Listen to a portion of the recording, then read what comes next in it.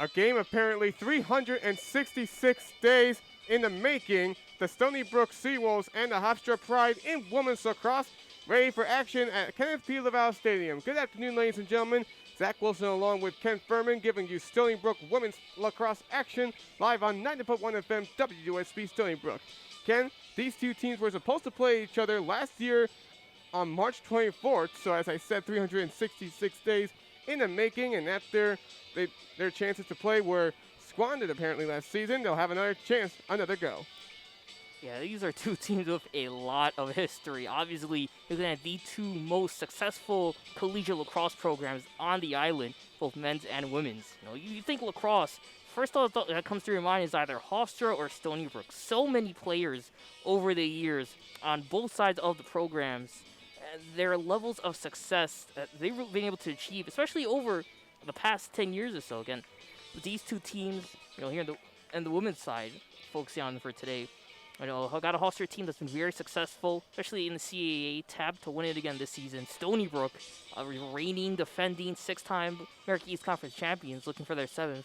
And these are two teams, again, only half hour away, and a lot of rivalry between these two that are going to be reenacted, reinstilled, and reinforced today. A rivalry that expands 9 games apparently, with this being the 10th all-time meeting between both teams. Their last meeting was at Hempstead in 2017 when Kylie O'Miller, Courtney Murphy were still part of the Seawolves program, but in 2017, Murphy didn't play because of a torn ACL. But with Kylie O'Miller still at the helm, she gave the Seawolves a 19-4 win against the Pride, and they were looking spectacular then. We have every reason to believe that they could be looking spectacular in today's game too, but only one player may stand between that. Yeah, that player is going to be Alyssa Perella for Hofstra. She is undisputedly the best player on the Hofstra Pride. She's just phenomenal on the attack. Anytime she has to stick the ball in her stick, she is a threat for the defense. One of the best players in the conference, a scoring machine, the CAA's all-time goals leader, only several points away from being its points leader as well. She's like having a second coach on the offensive side on the field. Don't take my word for it. Those are the exact words of head coach Shannon Smith of the Hofstra Pride. Her game has grown tremendously. She has tremendous speed, quickness, and again, is a great scorer. So you got her on that opposite side. That's someone who Coach Joe Spallina has zeroed in on for his defense to target here in this game, where there's going to feature a lot of tremendous scoring on both sides of the field. In Hofstra's last win, which was at home against Villanova, it was a very close game, 12-9, and 10 of those 12 goals came from Perella. Her 10-goal performance is tied for 4th most in a game ever in any game for any player. That just shows what she's been really good with. She is currently 6th in the conference in goals, assists, and points per game. Not to mention the best in the Actually, the team is 6th in goals, while Perella herself is best in the conference in her goals and game-winning goals per game, believe it or not. Absolutely. Yeah. You have that tremendous speed, athleticism, and playmaking ability. It's incredible. This is her first time scoring 10. There's only one of 8 players going back the last 19 years or so that's been able to accomplish that feat, scoring 10 goals in a single game. Now, the difference, though, you saw that game against Villanova where she was phenomenal. Silent against Boston College, 6th-ranked Boston. Only 1 goal scored, and that's something Stony Brook definitely took note of. Because the big difference is that Boston had defenders who were able to ride with Perella, keep their sticks up, prevent her from getting too many open looks, give her no chance inside. And that's going to be the key for Stony Brook. The big key defensively is going to be avoid having the ball in Perella's stick. You do that, there really aren't a lot of other options for this Pride team to turn to. Yeah, and so it shows a big difference between what she plays against mid-level teams against high-level teams. And as you said, Boston College really stomped down on her, and and the Golden Eagles are ranked 5th in the nation. Stony Brook is ranked 6th in both the media and coaches poll. So you can see that when it comes to difference of playing against ranked teams, it can change things. They lost bad at UAlbany back on March 9th when they lost 18-7. So for a minute, we'll just step aside as we have the national anthem played. Protect our freedom with the playing of the national anthem.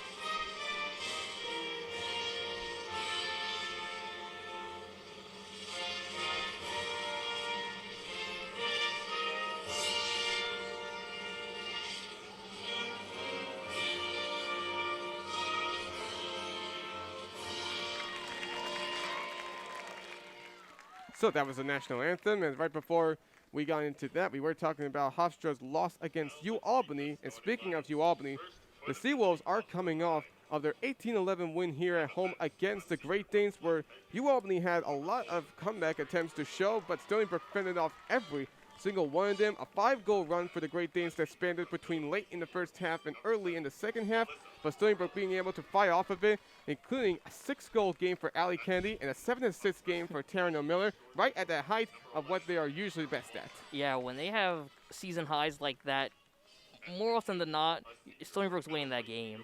And that's something you expect coming into this one as well, where they're able to match or approach that performance of, again, 6 goals by Kennedy, 7 assists, or 7 points from O'Miller.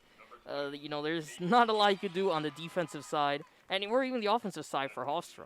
They really got to control the possessions, prevent, the ball from finding O'Miller and Kennedy, and clamp down on all of those offensive tools and weapons the Seawolves have in their arsenal. Because it's not just those two as well. I got to worry about Jaden Hampel, Ellie Masura stepping up, Kaylee Huff, Siobhan Rafferty, and even coming off in that second line off the bench, like Jesse Arline, Constantine, Sarah Pulis. So there's a lot of attacking successes in the Stony Brook lineup that they could turn to if one of those two main players are held down. Yeah, it's going to be a really big test for Stony Brook once again, as even though if they do contain Liz Perel, even Hofstra's got their own weapons to worry about too. On their starting lineup, along with Perel, you got Grace Langell, who has 10 goals so far this season. You also get Alexa Matera with 7 goals and 5 assists, shooting 14 of 22 on goal. You got to put down a lot more players who can really stamp it down too. Aaron Demick, the junior attack, who has a goal so far this year. It's really going to be one tough test to watch out for Stony Brook. While on their side, as you said, they got a lot more players at their arsenal. Siobhan Rafferty, who's also had her success with goals this year, at 19 right now. Taryn O'Miller with 25 assists, leading her team with 41 points in that category too. You also got the player who can do face-offs, Charlotte Verholst. She's going to be playing well against Darcy Smith today. Darcy Smith, the graduate defensive player from Wantagh, who has 15 draw controls this season and 14 ground ball pickups. Verholst has 14 draw controls, and when she's been playing face-offs, she's been able to give Allie Kennedy everything that she can get, which includes 48 draw controls. So Shannon Smith, the head coach of Hofstra, just acknowledged that one of the keys for Hofstra to try and stay contested with Stony Brook today is to win the face-offs and find a way to have Darcy Smith win the face-offs and keep the ball away from Allie Kennedy in that regard. Yeah, those draw control battles are so crucial to controlling the tempo and pace of the game, especially when you got one of the best offenses in the nation in the Stony Brook Seawolves. They were top 15 in goals scored this season, ranked highly in goals and assists and all that per game as well.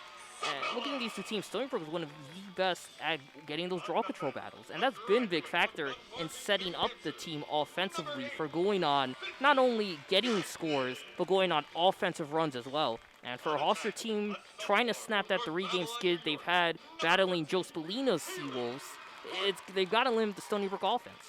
And Stony Brook defense is also going to have to play their part too today.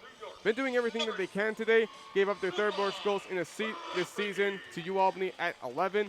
After their 2 most were 14 against North Carolina and 16 against Syracuse. Seawolves have been trying to do everything that they can. Sydney Gagman's been trying to help with defense. A lot of passes have been intercepted well by Kennedy and Claire Levy. Playing with Haley Dillon out for the rest of the year due to a leg injury that she suffered in their first home win of the season against Boston University. How do you think the defense is going to try and step up after they gave up 11 goals to the Great Danes on Saturday? Yeah, it's going to be clamping down on Perella. You limit her, the rest of the Hofstra offense will follow. That's number one. I think the thing that works in the Seawolves' favor is that they got an experienced defense. You got a graduate in Sydney Gagnon, senior in Julia Markey, transferring out of Campbell. She has, they have those 4 years of experience.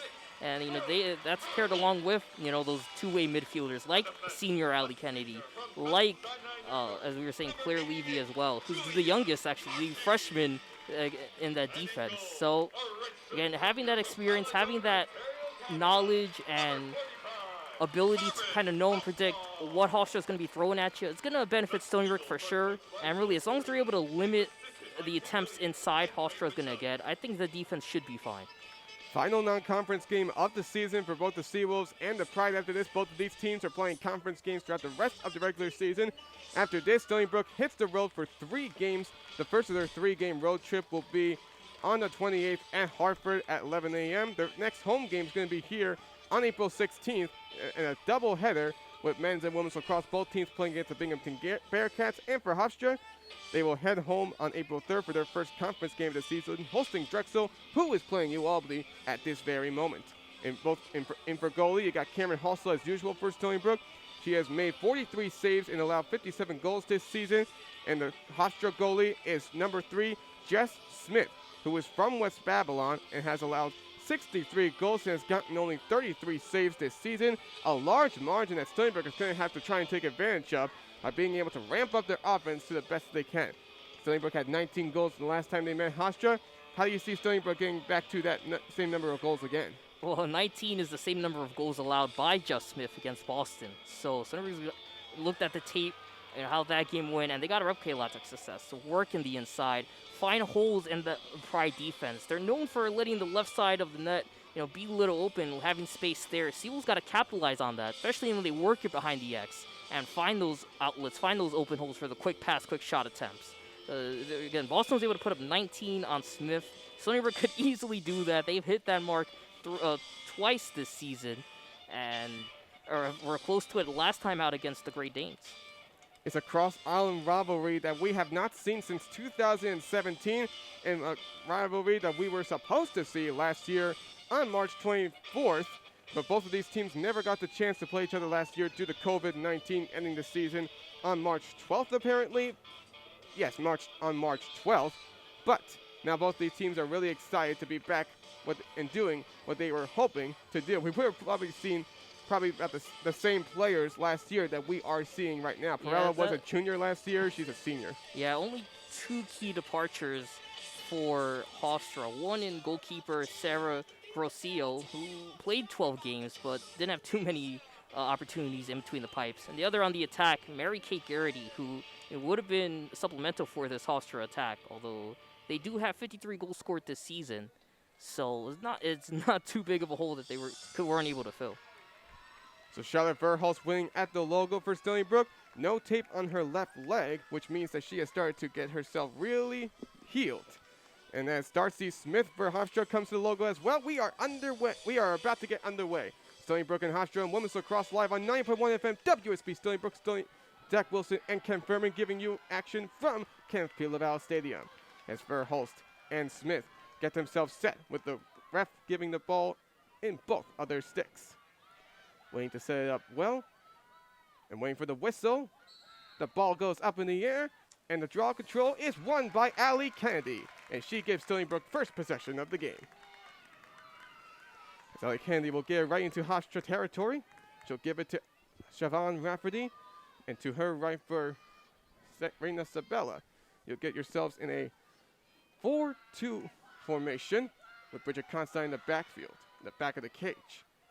Rafferty left wing to the top for Huff. To the right for Hampel.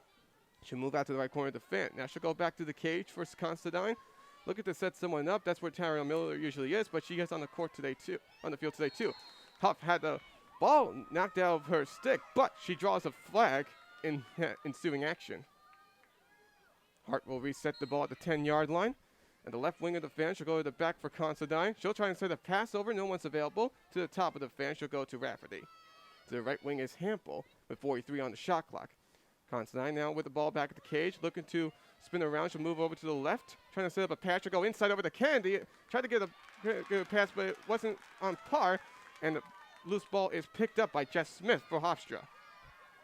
And Stony Brook still staying on that right defensively and get it back in the stick of Smith. And Hofstra had a couple, or rather Stony Brook had a couple of scoring chances there. They had some cuts. They were able to take up the middle, dodge the Hofstra defense. Just the passing wasn't there, so Hofstra gained a good break as they move this one up past their side of the field. Shannon Boyle getting it quickly into Stony Brook territory. We'll give it over to Matera. Now you have Kelly Welser getting into the back of the cage for Hofstra. Moving along goal line extent, it looks like. Moving out to the 10-yard line. Number 20 will keep possession of the ball. Now to the far right now for Darcy Smith. Karen Miller usually does those works in the back of the cage, but Constantine getting that action is hard to see why. And a pass over from Perella is intercepted by Claire Levy. It's actually Siobhan Rafferty, and using her speed to get across midfield, trying to fight out Perella. She's going to try and get a stick on her. She won't be able to. And a pass from Rafferty over to Reina Sabella. She'll cross the restraining line. Yeah, an opening for Stony Brook created their time off the forced turnover. Great positioning by Rafferty, able to get it in front of her goalie on the left side of the island.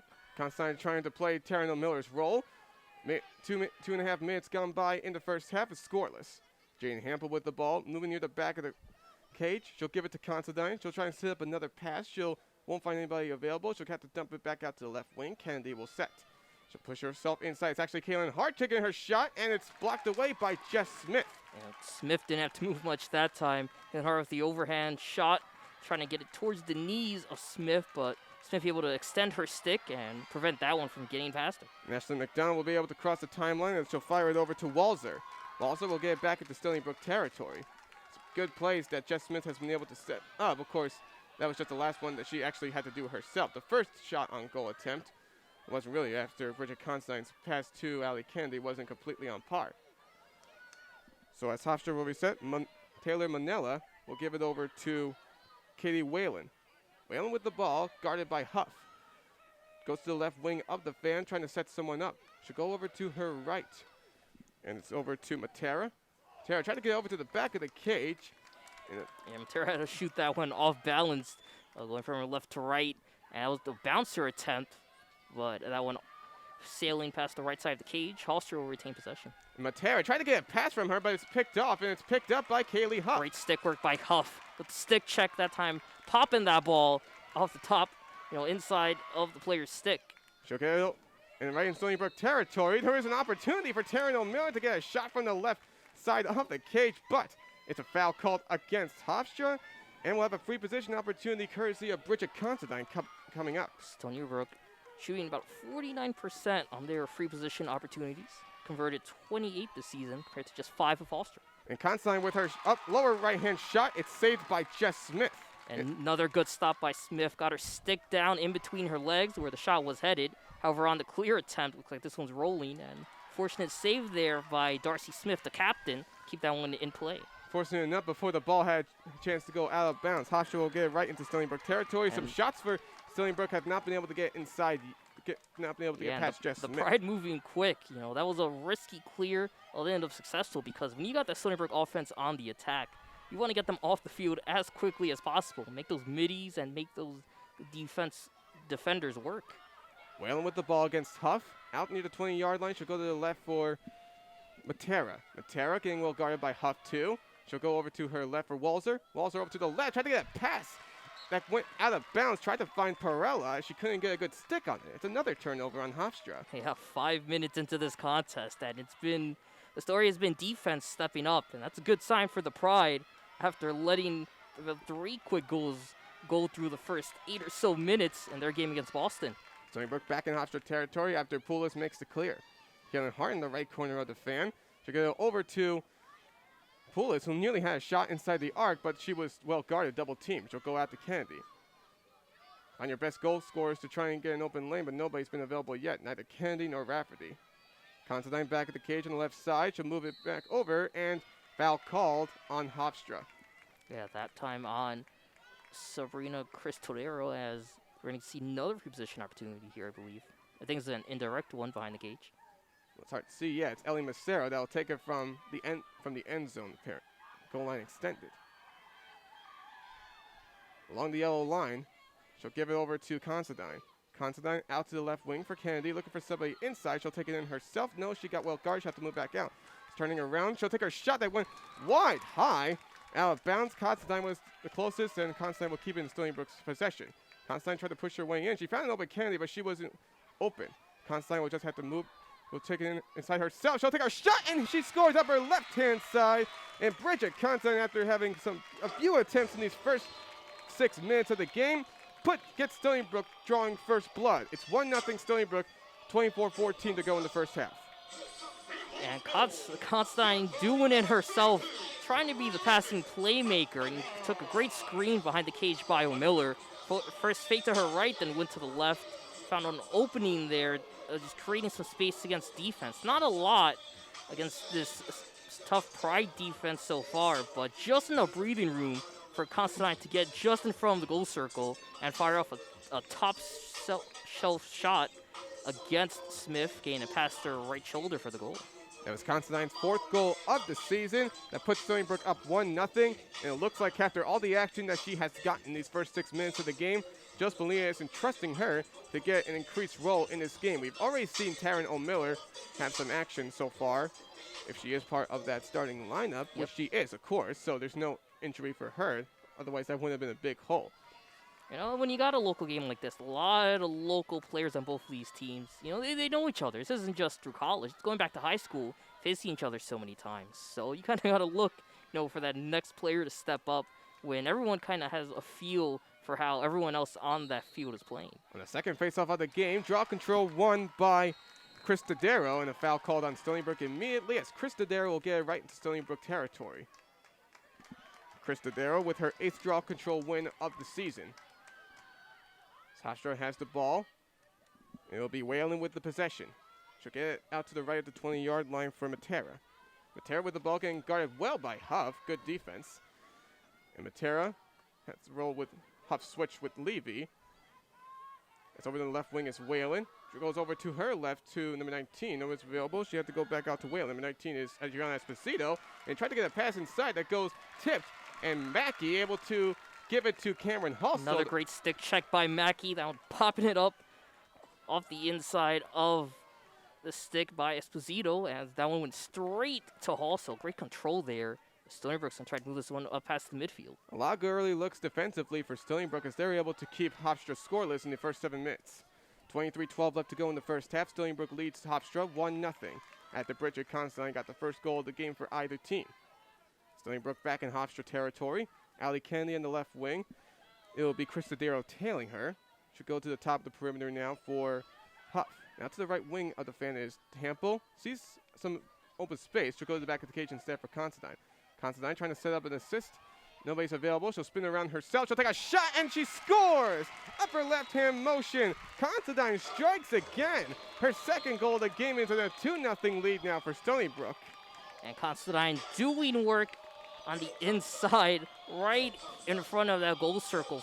Great fake dodge there, rolling from her right, faking, going left around the X, and getting that one-on-one shot off the overhand. Using her weekend as well, shooting it left to right, pass now the opposite shoulder of Smith. She was able to score on that first goal. But that's really how Constantine's been able to be here. She's doing a great job on those crease roll dodges, being able to create space against, that time it was double team coverage, and scoring on her offhand.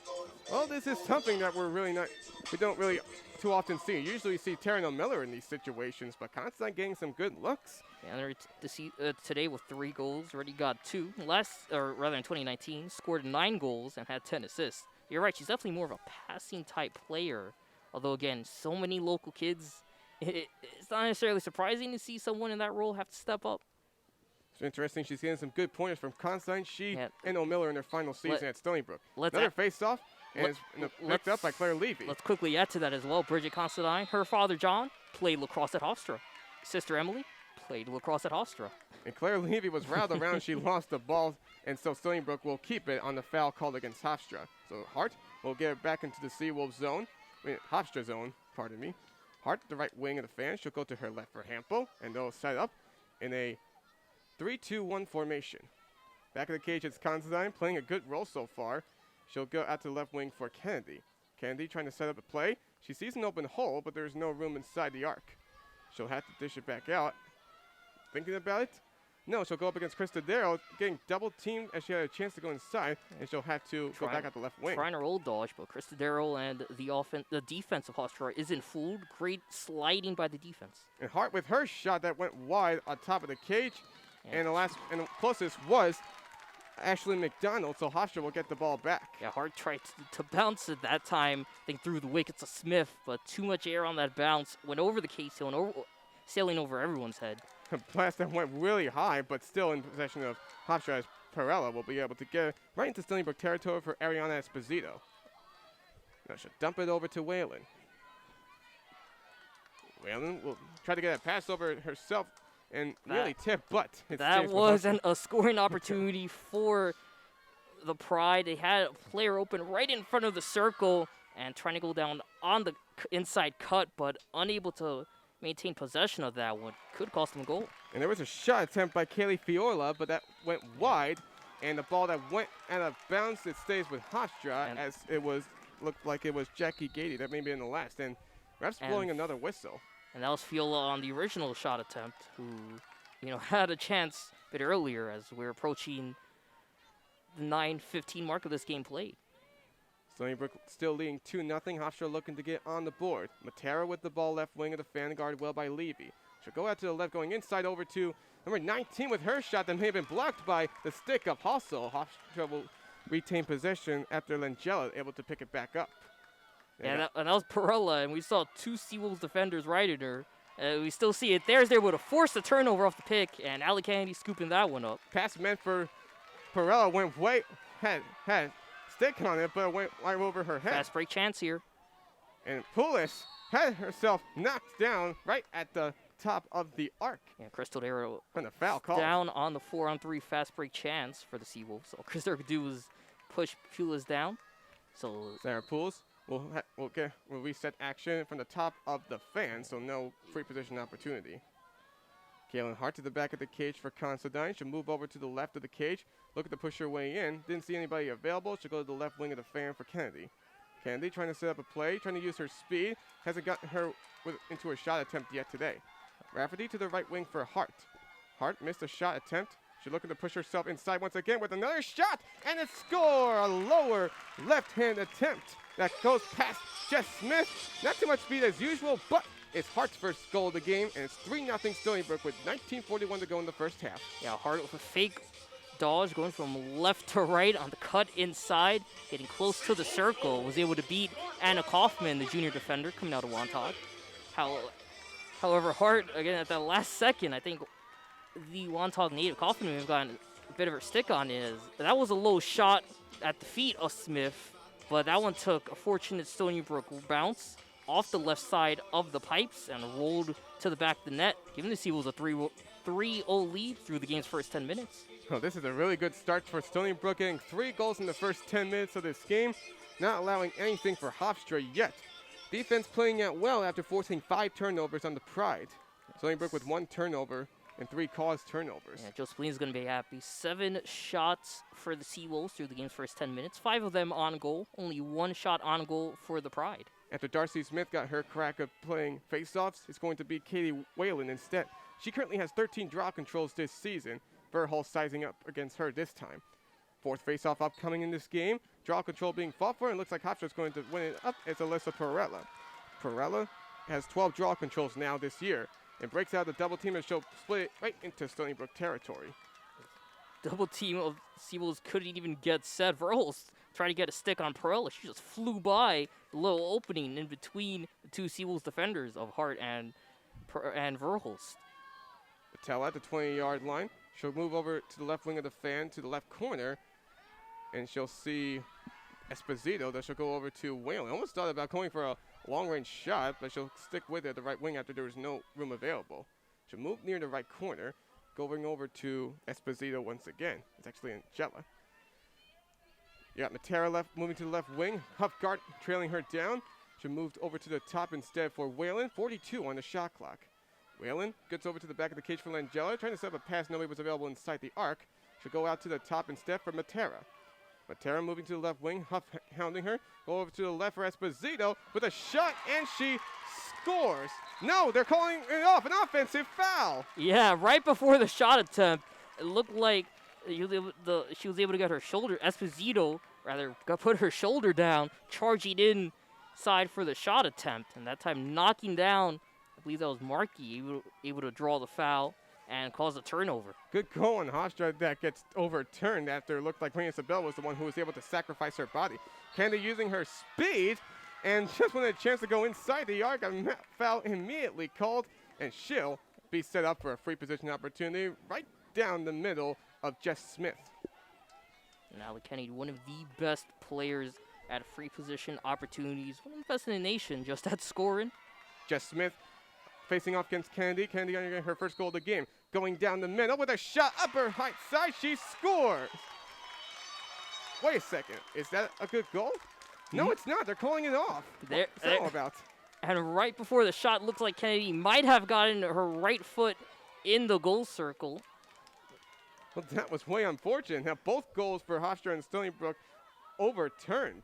That was very unusual. Yeah, you don't see that too many times, especially by Kennedy, but Hofstra is going to get an opportunity with the ball on their side of the field. So these last few minutes have been getting kind of auspicious as far as I can tell. So Whalen with the ball will go to her right for Milena. Milena over to Whalen. Whalen to Matera left wing. Levy hounding her. Olin's got double team. Huff guarding her, and she drew contact. That's a foul. Yeah, contact by Huff almost pushed Wheelie into her own player of Manila. Matera getting inside over to, looks like she was trying to get to Manila, and with contact drawn by her, that's a free position opportunity upcoming for the Pride. Yeah, a couple Seawolves just converged center of the island in front of Hallsall, forced the foul. So it will be Taylor Manila, who is 0 of 1 on free position opportunities this season. This is her second attempt of the season, trying to get her first free position goal. Down the middle against Hallsall. She'll go for an upper right-hand shot, and she scores. And Taylor Manila finally finds success with getting her third goal of the season, and Hofstra finally gets their first goal of the game. It's 3-1 Stony Brook, 17-20 to go in the first half. Pride have had opportunities to score, just were unable to convert. Going back on the last offensive drive, their goal being called back. That time, though, no question about it. Top shelf score there, flying past the right side of Hallsall from the net. And for the Pride, it's still a close one, 17-20 left to go in this first half. 3-1 game, and to me, it seems like their best course of action should be trying to draw fouls so they could get those one-on-one chances inside, because the Seawolves have done a good job clamping in on their opportunities, as well as a bit of the Pride having chances in front of the net, but being unable to control the possession. Over the last few minutes, you've seen that there has been quite an interesting role with Stony Brook and how they've been able to force errant passes on Hofstra's side. So we got another face-off now between Verhulst and Whalen. Last draw control was won by the Pride. For this Hofstra team, something we notice is the offense and defense play pretty good. It's just that it's in spurts, or it's always one time, one side is good, the other it isn't so good. They got to be more cohesive. Got to have that consistency. Saw the same thing with the Great Danes last week. If Verhulst with the draw control face-off violation, no, they're going to do this again. Looks like the ball may have nearly fell out of the sticks just as both Verhulst and Whalen were trying to get it up in the air. So the rest will have them do this once again. We saw these situations happen when Stony Brook played against UAlbany on Saturday. A lot of do-overs. So take two, and the draw control is down on the ground, and it's picked up by Chris Tadero. Hofstra will get possession. We got a foul called against Verhulst, and she'll look probably to check out. Hofstra in Stony Brook territory again, trying to cut into their lead. 17 minutes to go in the first half. It's Stony Brook 3, Hofstra 1. Whalen with the ball at the 25-yard line. She'll give a dump over to Milena, who just had the first goal of the game for Hofstra. Trying to push it inside the arc. She'll go over to her left, Esposito, and the ball was tipped from behind by Huff, and it goes up in the air, and it's picked up by Hofstra. Yeah, great defensive strategy. What they did was they drew 3 offensive players of the Pride inside the island, right in front of the goal circle. And what happened was they played soft zone defense, so that way when the pass went inside, they were able to knock that ball out of the stick of the Hofstra player, Katie Whelan, and it was Julie Markey able to force the turnover. So 4-2 formation for Stony Brook as they're in Hofstra territory. Considine back at the cage, not seeing much of Taryn Miller, even though she is healthy for this game. Considine with the ball, left wing of the fan. She'll go over to her right for Rafferty. Now the Huff going around the world is the right wing with Poulis. Poulis over to the back of the cage for Considine, trying to set up a pass. Nobody's available. She'll go out to the left wing instead. Good man defense by the Pride. Everyone's keeping their sticks up. Hart had a ball stripped from behind, but draws a foul in that action inside right at the yellow circle. And this will this be a free position opportunity? No, she'll just do it from the top of the fan. So and nearly had the ball stripped from behind by Kaufman, yeah, almost knocked that one out. Good awareness by her. Stony Brook looking to stay hot on offense in order to try and push away. They still lead Hofstra 3-1. Hart with the ball, right wing of the fan inside. She'll go out to the right. She'll go out to the left for Rafferty. Hart trying to push her way in. Had the ball stripped from behind. Is up in the air, ground ball, and it's still being fought for, and it's picked up by Hofstra, and that was Shannon Boyle with the recovery. And Shannon Boyle going on a fast break as she crosses the other side. Boyle will slow it down. She'll go out to the left wing of the fan in Stony Brook territory for Esposito. Esposito with the ball, moving around the left wing. She'll go over to the top for Matera. Matera with the ball. Here she'll go over to the left wing against Levy, trying to set up a pass. Nobody was available. She'll go over to Esposito back of the cage. Foul called, and that's against Julia Mackey. So an indirect free position opportunity as the left wing. It'll be Milena with the ball. Going to the top for Whalen. 55 on the shot clock. Whalen to the right wing, going over inside, over to, tried to get a pass set up to one of her playmakers. That was Vallejo, and it was picked up. Tried to get it to Perella again, right in front of the goal circle, but two Seawolves defenders all over her. And again, that's going to be the strategy, because Hofstra's turned to Alyssa virtually every offensive drive in this game, and Seawolves have put the clamps down on her silent through the first half of this first half. Hampa with the ball in Hofstra territory, going over to the right corner of the fan for Hart. Back at the cage now is Considine. Still not much of O'Miller in this game. There's an open huff, but she won't go to her. Considine going over to it was, it's hard to see who it was. It looked like it was O'Miller who tried to take a shot, and that ball was saved by Jess Smith. Yeah, I usually see that role reversed where it's O'Miller trying to find Considine. That time, though, off the cut inside on the right side from the circle was O'Miller. But that one, another save, another stop by Jess Smith. She's having a great start to this contest so far. Yeah, one goal allowed, but has 3 saves. So Hofstra back with the ball again in Stony Brook territory. It's Shannon Boyle with it. Hofstra will once again work with control. Alexa Matera with the ball. 13:22 left to go. Stony Brook up 3-1. The offense seems to be lacking a little bit in this game. Not seeing too much of Ali Kennedy and Taryn O'Miller play their cards usually. Not even Siobhan Rafferty. How troubling is that? Again, you got a lot of local talent here. A lot of these girls knowing each other, going back to high school, teammates former high school teammates, now rivals in this Battle of Long Island. And we had a pass that was nearly forced down, and it looked like we have a late whistle call, and that fouls are going against Stony Brook probably. That time Gagden all over Perella. That time too much contact. It's like her stick made contact with the legs of Alyssa Perella, so she'll get a free position chance. Perella for a free position opportunity. She is 3 of 8 this season, looking to get her 24th goal of the season. From the left wing of the fan, reps are waiting it out. Also trying to set up against her. Trying to back out the right wing of the fan. So set it up from the left side, waiting for the whistle. And with a shot that went wide left, and it'll stay with Hofstra. That's probably why Perella doesn't do too much, where she is now 3 of 9 this season. And Matera would try to get her shot, not enough speed to get past Halsall, and she'll pick up the easy save. Great sequence by Halsall, first preventing Perella from getting her shot to the back of the net off the wide opportunity, and then another save that happened at the top.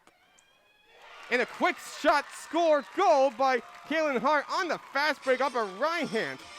And that goal, credit that to Cameron Halsall. Her performance in the net directly led to that goal off the quick transition on the clear. As a result, she was able to move across the other side of the field. And Kaylin Hart, one-on-one chance. She's going to knock those opportunities down more often than not. And also great pass by Jaden Hampel on the left side of the wing, finding a wide open Kaylin Hart on the right corner of the goalie crease. First goal for Stony Brook in 7 minutes after the last one was scored a little while ago. And the last goal for Stony Brook was by Hart herself. So if she gets the next one, her second goal of the game, it's 4-1 Stony Brook with 12.5 minutes left to go in the first half. And after it looked like both teams weren't producing enough of offense and there may have been a chance for Hofstra to start cutting in, Stony Brook holds off their momentum for the time being. So once again, it's Whalen and Verhulst with the face-off. Not too much of Ali Kennedy and Miller or Rafferty so far. We can't tell whether or not this has become a little of a lingering problem. We're not aware of any injuries that neither of them have. I wouldn't say it's injuries, it's just good defenses. I mean, both teams know who you got to stop. Kennedy, O'Miller, Perella. I mean, that's just common sense. And both of these teams know each other so well with all the Long Island products. And two tremendous coaches in Joe Spallina and Shannon Smith. So the strategies are working on that end. Now is where you see who else is going to step up for these teams. In the face-off, St. Bella had the ball was stripped away from Perella, but she gets fouled for that. And she gets called for a foul for that. A little too much contact, and she was wondering why. So Kennedy will have the ball in Hofstra's zone once again. That was a stick check from Perella. I thought it made contact with the stick, unless maybe hit the hands. I'm 50-50 on that. No question there. That's a foul. Kennedy falling to the ground on a foul that was on Kayla Robertson. Actually, no, it's Chris Tadero. She fell down, but she's immediately back up on her feet. We had an injury scare a few weeks ago for Ali Kennedy, but she immediately came back into the game a minute later. So Kennedy, outside the left corner of the arc. We'll see if she tries to think about getting a shot on goal here. Does she have enough speed? Well, we know that answer. It's a matter if she's going to do it or not. She will spin it around with a shot, and she scores on a mid-right-hand shot. And Candy's finally on the scoreboard for the first time today. It's 5-1 Stony Brook. And that's what happens when you got the speed of Ali Kennedy. You can do things no one else on Long Island can do. That time off the free position chance. 3 Hofstra players trying to converge inside and trying to prevent Ali Kennedy from knocking it down on the left side of the wing. So what does she do? She keeps running, takes a hard cut right in front of the net, goes to her right, and fires off that mid-arm, sidearm shot attempt to the back of the net. Ali Kennedy, not only great speed, great athleticism, the IQ, the awareness to recognize, hey, these Hofstra defenders, they're going to blind the goalkeeper. They're going to disrupt her line of sight. So let's do that so I can get the easy shot. As a result, Ali Kennedy on the board. That's what's allowed Kennedy to capitalize on a lot of great goal attempts. The ability to fill holes very quickly. 13 free position goals on the season, top 5 in the nation. A very great accolade for her. It shows you just how spectacular she has been. So on the next face-off, it's won immediately by Perella. With 11:55 to go in the first half, it's Stony Brook up 5-1 against the Pride. And we have a stick change between number 20 and number 25, and I think that's probably looking at a cause for a turnover. Yeah, Hofstra not ready following the ensuing goal possession. They just didn't look set coming off the draw control battle, and that ball sailing out of bounds, leading to a turnover for the Pride. Something they can't afford being down 4, and 11:45 left to go in this first period. Well, if I was seeing that correctly on the stick change, or if there was anything going on with the ball in that time, or if it actually was illegal to do the stick change. I think that is the case, so that's going to be a 1-minute man up for the Seawolves, and we'll see if they have that ability to do that. So Aaron McQuarrie getting some valuable minutes in this game. O'Miller back at the cage with Considine. Left wing of the fan, you have Kennedy. Kennedy going to the right for McQuarrie. A 3-2-2. Looks like we got ourselves a 4-2-1 formation right now. O'Miller trying to set up a pass, no one's available. They're gonna work that motion and then look for a potential pass behind the cage by Considine today, trying to find a cutting player. And going over to Huff with a shot score from Taryn O'Miller. The wide open space that allowed Huff to get inside the arc immediately. Huff on the scoreboard for the first time today, 6-1 Stony Brook. That's the bread and butter of Joe Spallina's offense, is utilizing that motion. You know you got the ball rotating around the island, and once it gets behind the cage, you got tremendous speed and athleticism in your offense and trusting one of them to take the cut. And today was Huff taking that cut up the middle, rather O'Miller taking the cuff and getting that goal. And with that 3-goal run, that forces Sharon Smith to call timeout, so we'll take it with them.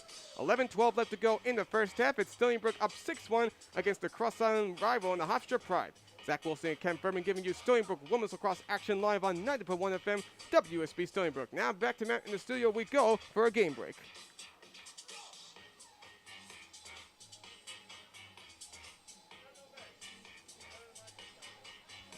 lowered again. I called that one. I'll lower it. Just lower it. Lower it. Yeah.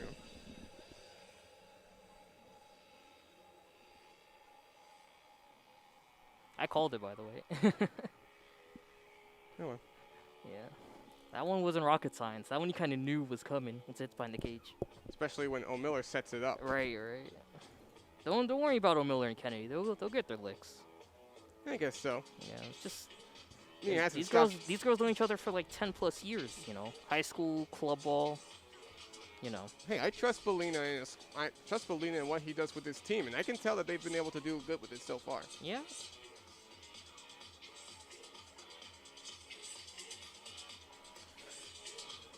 One, 2, 3, 4, 5, 6, 7, 8, 9, 10, 11, 12, 13, 14, 15, 16, 17, 18, 19, 20. 20. Hofstra has 23 Long Islanders.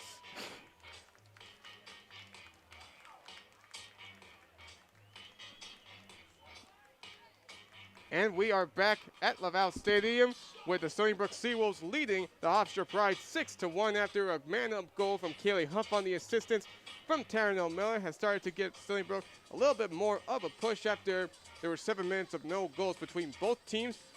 After you saw what happened, Ken, in that mark where there was a little problem with the turnovers that both teams have had, how has Joseph Leon been able to give his team the right reignition? For Coach Spalina's kind of preaching the same thing you usually do, is look for the open player, create scoring chances, capitalize on it on the attack. Defensively, it's going to be continue clamping down on Alyssa Perella, have held her in check through the entire contest. Perella's only taken 2 shots on the evening. The lone Hofstra score coming off the stick of Taylor Manella.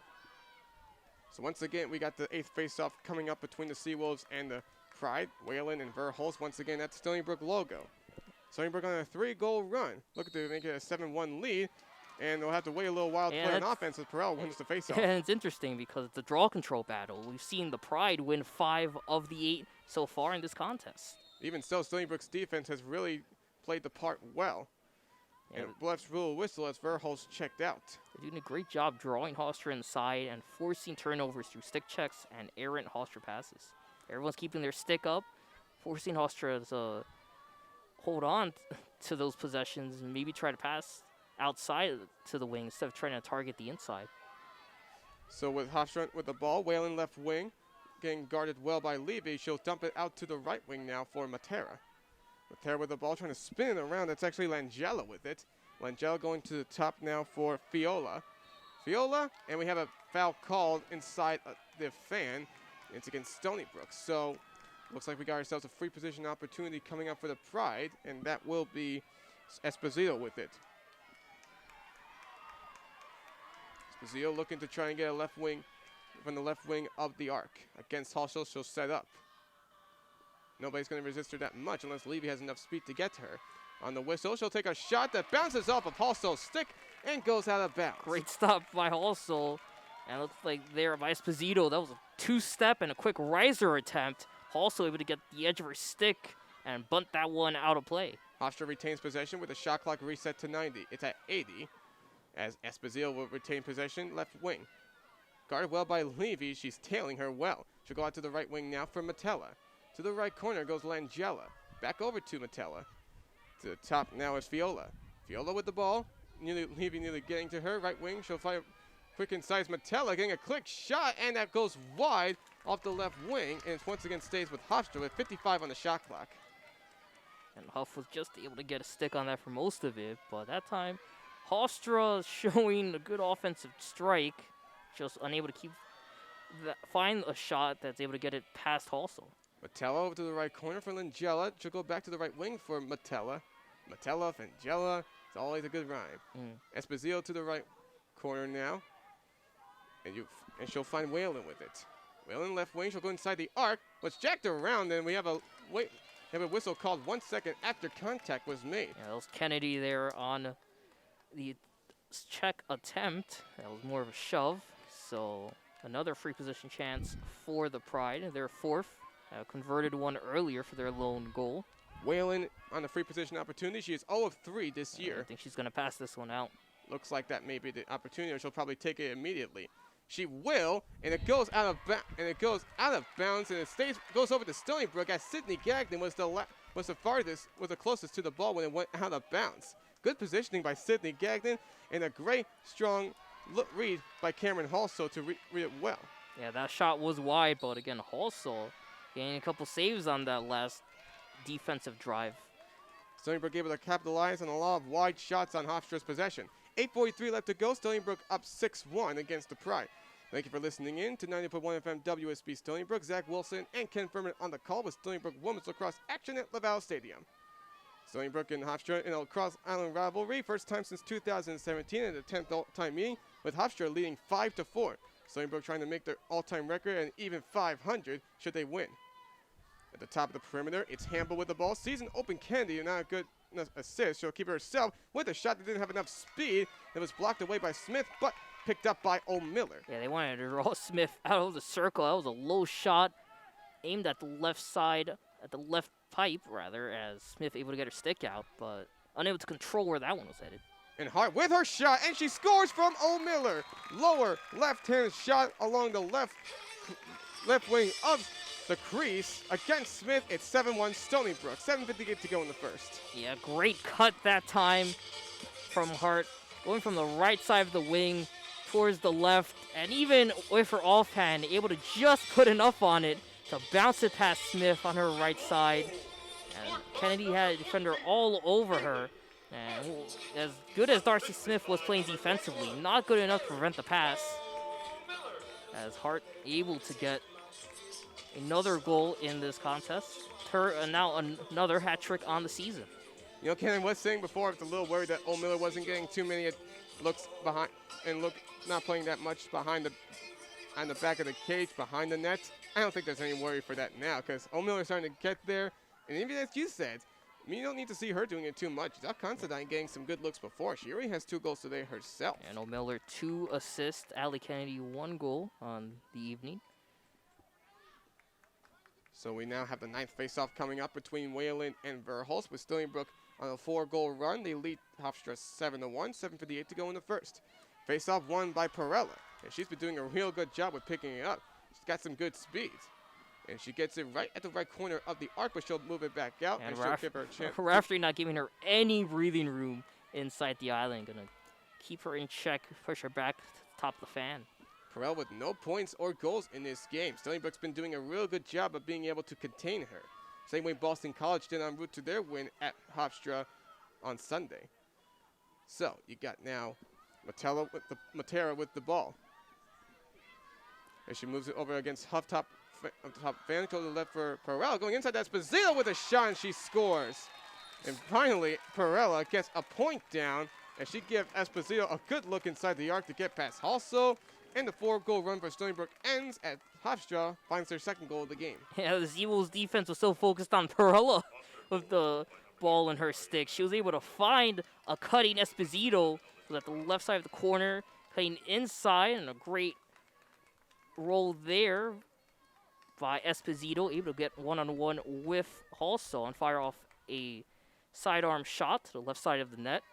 And for Hofstra, you want to try to pile these on. You got one. Now try to get one more, then another one. Keep this one close. Even if you can't erase the deficit heading into the locker room, they got to try to find a way to be consistent on the attack. They want to stay involved in this contest. That's how Albany did it against Stony Brook on Saturday when they had that run that extended from the late first half to the early second half. But Stony Brook never wavered.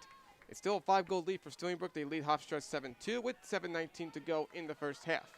Perella being able to capitalize her first point, so now she is just 5 away from the all-time record in the CAA in points in a single career. And we have refs moving it, and it's a face-off violation on Stony Brook, so it'll be Hofstra with it.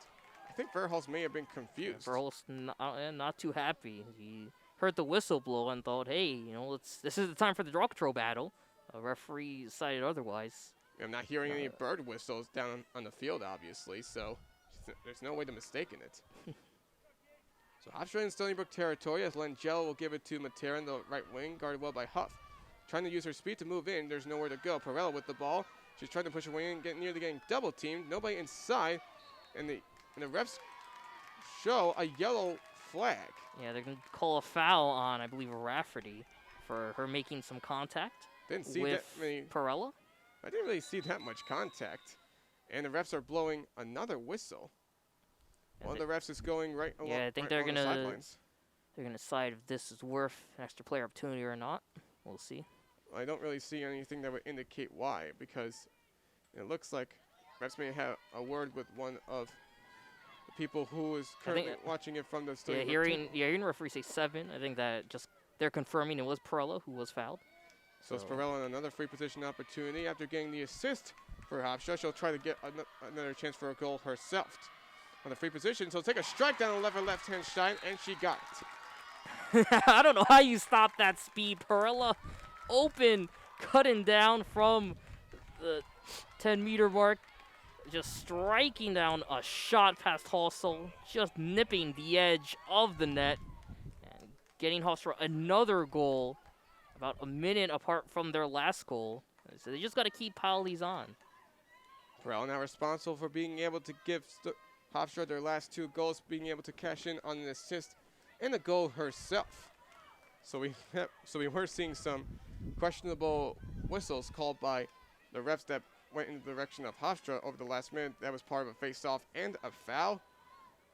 And so now it's a 7-3 lead for Stony Brook with 6:35 to go in the first half.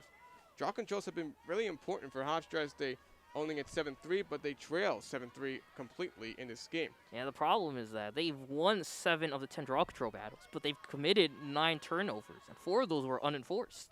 So they've got to do a better job of controlling that ball like they have been in the past couple of minutes. And the Seawolves defense, they played good the first 20 minutes. Now things are starting to slow down for them. Well, they don't want to slow it down because Hofstra can be very much of a spurt. They are 3-2 this year, 2 losses coming against UAlbany and Boston College. And when you got a speedster like Alyssa Perella matching the quickness of Adley Kennedy, can't afford to slow down. And another whistle, another foul called against Stony Brook on the face-off. And once they again go to switched to Hofstra. draw control battle. He put Jaden Hampel on the logo, try to win it, but I think they said she jumped early. They're really breaking Hampel's ankles on the spinner around in the face. Yeah, great roll dodge there by Pride. Looks like their offense definitely looks rejuvenated. The offense we saw against Villanova, and now is a real test in this ball game. Seeing top 10 defense in the Seawolves matchup against this Pride offense. Matera trying to push her inside the arc. She had to move back out. The good defense from Stony Brook forced her out. Perella now trying to move inside, and she's got to get a shot from Esposito. We've had another foul, another one against Stony Brook. Yeah, and that time Esposito found the opening right in front of the goal circle, and also able to get her stick up and get a good stop. But right before it, Signe Gagnon just pushed Esposito down to the ground, and they're going to draw a card on her. So Seawolves will be a player down for the next minute, I believe. It looks like there may be a little cause for concern with the Seawolves starting to cool down, and that's not what they want to do. So do we have our? So is this going to be a free position opportunity upcoming? Hard to tell. Looks like Esposito is going to be trying it from right down the middle against Halsell. What's going to give Stony Brook the juice is going to be able to get the ball back on offense. Pride have extra player opportunity for 2 minutes. Let's see what they do. Esposito won't try it, even with a man up. Yeah, that's the right move. You got an extra woman on the team, got an extra player on the field. Do the old Stony Brook. Run that motion offense, work it around the cage, and find an opening on the cut. Langella to Matera, right wing. And she'll go back over to Langella, top of the perimeter. She'll go to her left now for Esposito. Esposito to the back of the cage for Whalen. Whalen now to Matera after Rizzo was tailing her. And we had a shot that went wide high. And now it's another foul on Stony Brook in that ensuing action. Yeah, I believe they're calling it on Nicole Rizzo, the junior. She made contact with one of the players on the Pride, of being Smith. So another free position opportunity upcoming for the Pride, trying to make it a 3-goal game. On the right wing. They won't take it. It's Esposito was getting the pass and nearly lost it, but she picked it back up. Even with these opportunities, Hofstra playing conservative to try and use what they can. There's a minute 20 left to go with the man up for Hofstra. 50 on the shot clock. Yeah, sometimes your first opening isn't the best opening, so the Pride are going to work around the cage and try to create a scoring chance. They're able to do it twice so far over the past several minutes. Whalen left wing, firing out to the right for Metella. She'll push away inside the arc, about to get triple teamed. And we have one to see what's falling down. That was Lara Levy, but no foul was called. Perella firing over inside the arc. It was Mackey that intercepted it. I don't know who she was passing to. And also able to pick the ball back up. That shot clock was getting low. I think she just had to get off a shot. So we approach 4:35 left to go in this first half. And this is probably what's going to give a little better feeling into Stony Brook after they haven't really been playing on offense for a little while. And 40 seconds left on the man down for Stony Brook. They'll be able to milk it when 30 seconds. And that man down will be over with when 30 seconds are on the shot clock. 30 seconds left to go here. So for the Seawolves. It's been back-to-back goals by Hofstra, thanks to Perella being able to work on an assist to Esposito and getting a goal herself. And the Pride haven't done too great with the extra player chances. 3 goals scored with the women up advantage. 9 for the Seawolves entering today. Not too much of Stony Brook's offense that we usually see. Probably why this is shown to be one of the most fiercest rivalries to watch on Long Island. Yeah, exactly. This is the all-star game of Long Island lacrosse. I mean, you can't find many other players from the island better than the product we're seeing in this contest between Stony Brook and Hofstra. And Hampel inside the arc, spinning around with her shot that went off, and then a tip in by Hampel, and do they say it? No, they said that she went inside the crease when she tried to get the shot. Yeah, that one knocked down, I believe, by a Pride defender. Hampel was able to get her stick on the ball again and fight an underhand shot, but that stick was clearly across the crease. Probably a little rookie mistake on Hampel's end, so. Yeah, I think she was trying to get away with one, and the refs caught it. Well, Stony Brook really needs to start getting up the goals after Hofstra, after they haven't gotten any in a little while. 3 minutes left to go. Stony Brook up 7-3. Still a comfortable lead for Stony Brook, but you want to start getting some goals if you want to make sure that you guarantee that you can have a better chance to hold on against your opponents. Pride really working right side of the wing. Expect someone to try to attempt a shot from there, especially off the cut. Matera almost thought about going inside the arc, but there was no clear room. She'll go over to Perella, and a little bumping action. And there was another shot attempt by Hofstra that goes up in the air, and it's picked up by Halsall. It was looked like it was going to be another good opportunity for the Pride to get a goal, but with legal contact, that allowed Stony Brook to force it over once again. Yeah, so they're doing a good job. Although they're allowing the Pride to see a turnover there before they're able to cross the restraining line. Well, Levy, once she did, she 4-on-4 chance here. Krista Darrow tried to take a shot and was on the ground that went out of bounds, and it'll stay with Hofstra. Yeah, wide left, but she was able to beat the Seawolves midfielders there. Fortunate break for Stony Brook as that one bounced out wide. But under 2 minutes to go, the Pride could essentially hold on for this ball and try to work on a possession taking up much of the clock. Well, refs blew another whistle. They stopped the play, and they're getting together to talk about what it is that they looked at. I don't think Joe Spallino is pretty happy about what's going on for Stony Brook in these last few minutes, that they've not seen that much offense. Yeah, their 5th turnover. Hofstra has committed 10 turnovers, but the Pride have only caused 1, so Stony Brook has committed 4 unenforced errors. Both goalies for Stony Brook and Hofstra, Smith and Halsall, have been able to make 5 saves so far in this game. Yeah, both these teams needed their netminders to step up, and through the first half, we've seen that. So it's hard to see what it was, but either way, Hofstra has the ball.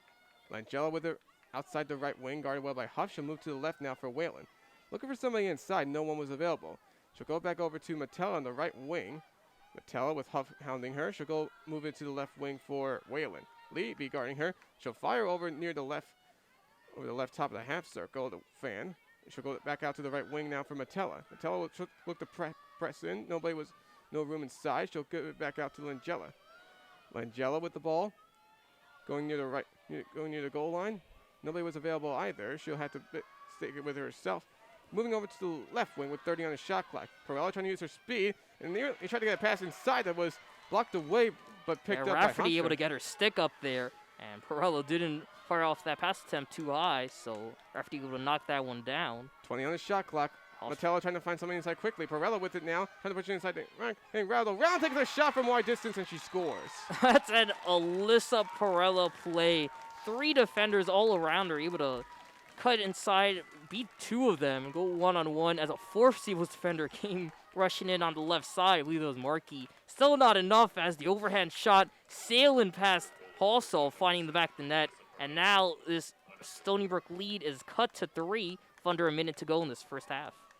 Now it's 3 straight goals by the Pride as they're able to get themselves a little life into this game. And now another change at the face-off. It's Morgan Mitchell that will try. After trying luck with Charlotte Verhulst and Jane Hempel, it's been the dominance of the Pride that's been able to win the draw controls 8-3. And big credit again, Alyssa Perella, responsible for 5 of the 8 draw control wins. She was unable to win more than 1 with the 3 different players they put at the X. It's really hard look at the offense for Stony Brook as they haven't really gotten anything serious down in a little while, and they're going to really need to get step back up. Probably why they haven't been having too much of a problem this season as offensively as they wanted. So another face-off upcoming. Let's see what Mitchell has against Whalen this time. Ref sets the ball at the logo between both girls' sticks.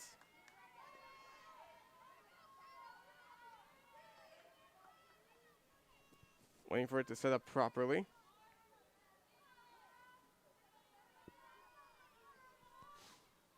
Now on the whistle, we have a face-off, another face-off violation against Stony Brook that they're calling. Even with Morgan Mitchell trying to make a change, it doesn't help. As with the shot clock off, Hofstra can milk it. Stony Brook trying to make one more strong stand defensively. Draw controls have been a serious problem for Stony Brook as that has not allowed them to see that much offensive possessions as they wanted. Perella with the ball, going over to the right wing for Metella. Metella back over to Langella, getting riled around a little bit. She'll move it out to number 21. Now Metella back with the ball right wing. She'll go over to the right corner for Langella. Langella moving around near the left. Huff hounding her, going over to the left wing now for Perella. Trying to spin move around. Gets over to the defenders. Trying to get a shot, and it is deflected and stays by Halsall. And with 5 seconds left to go.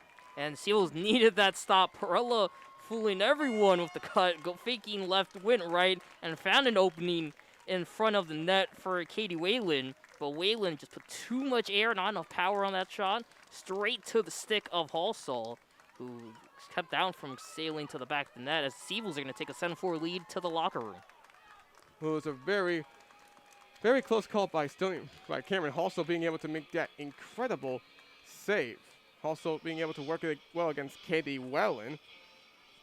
And this has really been one good game to watch as a combined 11 goals made. Hofstra being able to limit Stony Brook thanks to the draw controls that they've been able to win.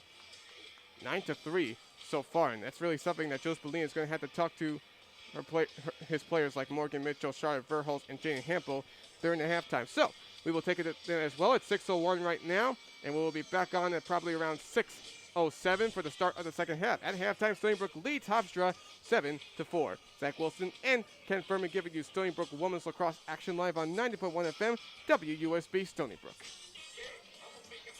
Thank you very much, Matt. So we return to Laval Stadium as the second half is about to get underway. Stony Brook leading the Hofstra Pride 7-4 in a nail-biter game that has featured 3 straight goals for the Pride after Stony Brook took as much as a 7-1 run halfway through. Yeah, it perfectly put exactly the game about runs. Seals started out with 3 consecutive goals before Hofstra finally put one to the back of the net. Seals countered that with 4 more goals and had a 7-1 lead till about the 8-minute mark of the first period. Then Hofstra struck 2 quick goals in a minute, and then wrapping up the half with another goal by Alyssa Perella. Now a 7-4 game. And now Hempel will be taking on a face-off against Perella. Another change between both Stony Brook and Hofstra in the face-offs. Ball goes up in the air, and Hempel nearly has a stick on it. And she, after a few bounces, it does, and she gets rattled around with a foul. So Stony Brook finally able to win their 4th draw control of the game. Yeah, that one was the first one in a long time. Hofstra dominating draw control battle. No small part due to Alyssa Perella's 5 victories in the first period. And after not playing offense for a little while, let's see what Stony Brook has to start half number 2. Bridget Constantine back at the cage. Look for somebody available. She'll go inside to Candy with a good shot, with a good assist, but it wasn't a good pass, and Candy could not complete it. Yeah, Kennedy was so fast. Constantine threw. By the time Constantine threw it, it was behind the stick of Ali. Ali having to try to extend just to get something on it.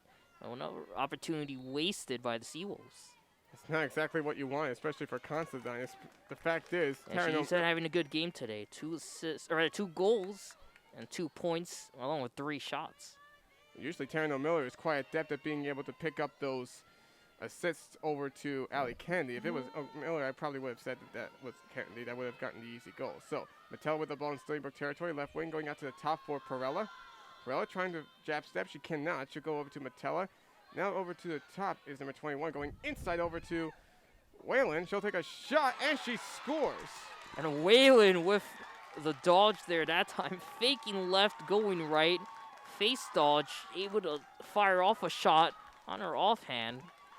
Firing out from the left side down, just through the wickets of Halsall. And now that's 4 straight goals for the Pride. They cut this deficit to 2 a minute and a half into the second period. I don't think Constantine and Kennedy were on par in that one. That really just broke everything down. Now, Hofstra is really starting to gain a lot more momentum on their side, and Stony Brook is well aware of that. Well, we spoke with Coach Smith. She said this team has weapons on offense and a great defense, but they've been unable to put it together at the same time. We've seen Stony Brook do that time in and time out. Now the Pride are starting to flow, under one consecutive ride, riding that huge wave of momentum, and it's been keeping them involved in this ball game for sure. The fact is, Miller's not really in the back of the cage that much, and usually I would see her in the back of the cage giving off assists that would have helped Stony Brook score a lot more goals. Yeah, I also got to recognize Pride have some really good defenders. And Cristorito and Darcy Smith, Jones Boyle, McDonald. Another face-off. It's another win for Stony Brook as Ali Kennedy wins the draw control this time. That's her 50th draw control of the season. For O'Miller, she's being defended by Darcy Smith, the team captain of the Pride, and arguably the best defender for Hofstra. So it doesn't really surprise me too much. The Seawolves don't want the ball her vicinity. She really knows how to knock him out her opponent's sticks. Constantine back at the cage. She'll move out to the left wing for Hart. Hart, left wing of the fan. She'll try to spin move around. She gets well double teamed. She'll move out to the left. She'll go to the back of the cage for Constantine. She couldn't get a clean pass on that. It's another turnover. Yeah, not enough air on that one. But it looks like she tried to change her mind halfway through about the type of pass she wanted, with being an overhand, and then it being a bouncer. And Stony Brook, things going from bad to worse. So it looks like that was Jane Hample who just got a yellow card. Look, I'm not really completely certain that you continue to leave Constantine in the back of the cage like that, because that's definitely Taryn O'Miller's special spot. You got to put O'Miller back into that spot, because it doesn't look like Constantine's getting the right kind of plays that she wants to. Not a good pass to Kennedy that would have led to a goal, and not a good pass from Kennedy in the last possession. And that's where you credit the Pride defense for stepping up. This isn't something we've seen Stony Brook had to deal with in a lot of their competitions, really dating back since the Syracuse game. Stony Brook needs to be going back to the same game that they're always adept at playing. This can't be about giving other players a new chance. Constantine will be graduating this year along with O'Miller. You have to understand you need to play the same game that you're always used to seeing, especially for those who are always in the same position.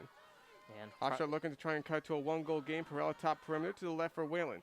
Going near the left wing of the fan. And she's got to get a pass over to Perella, way over her hands. And we have a tip from Huff. Nearly had it, but it's picked up instead by Perella. Yeah, I believe it. You would get her stick up. And Perella with her shot, and saved this time by Halsall. A good extension by Halsall. Made contact with the ball and holding her stick out to her right side and her weak side, or being a left-hander. Well, it's not a relief for Stony Brook, but still, you need to get the goals. Go back to the game that you're used to.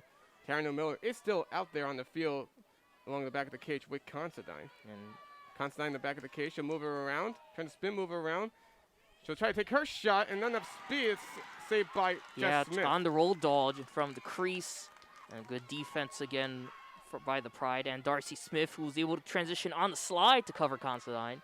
And Constantine just had to get that one out there before Smith could try to hack that one away. And you're right, not enough power on it, just a line drive to the stick of Smith.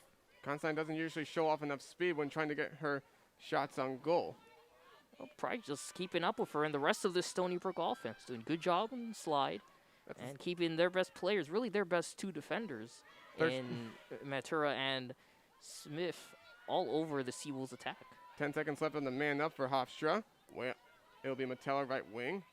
She'll have her players shift around. 4-2-1 formation showing. Esposito left wing. She'll go out to the top for Matella as the man up is over.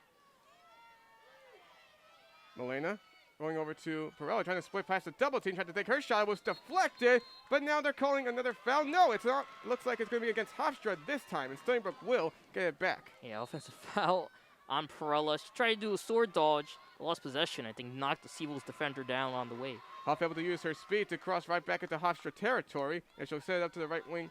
Now it's over to the right corner. That was a Hart. close break because Perella started on the ground when the whistle was blown and chased to get just behind Huff. And one extension sooner, maybe 1 second quicker, and that could have been a knocked ball.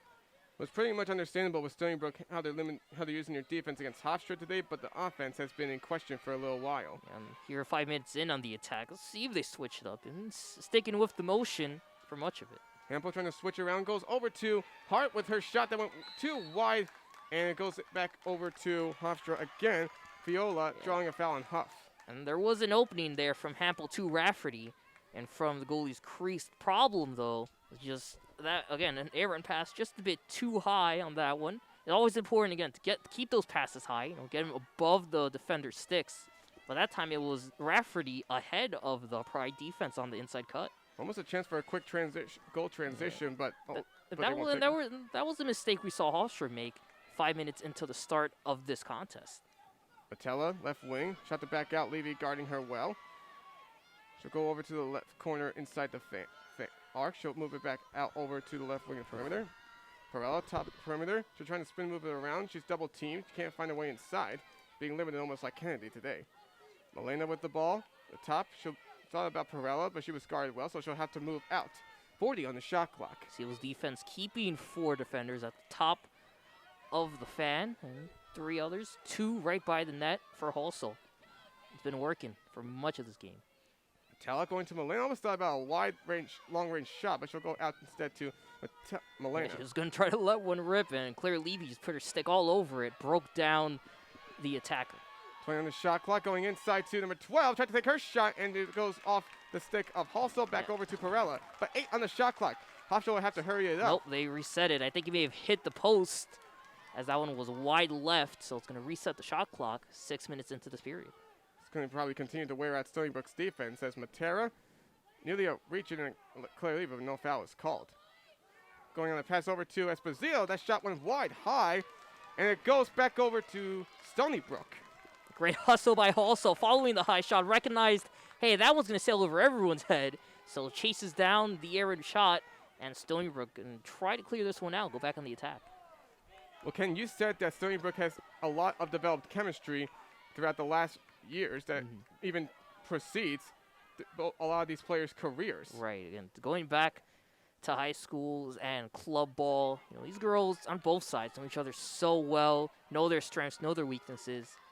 I think it's been an impressive game for Halsall because she's one of the girls on the field not from Long Island. Coming out, a transfer of Rutgers, doing a great job, transitioning and limiting the Hofstra attack. Well, I'd like to know for sure why Spolina is putting O'Miller not in the back of the cage that often.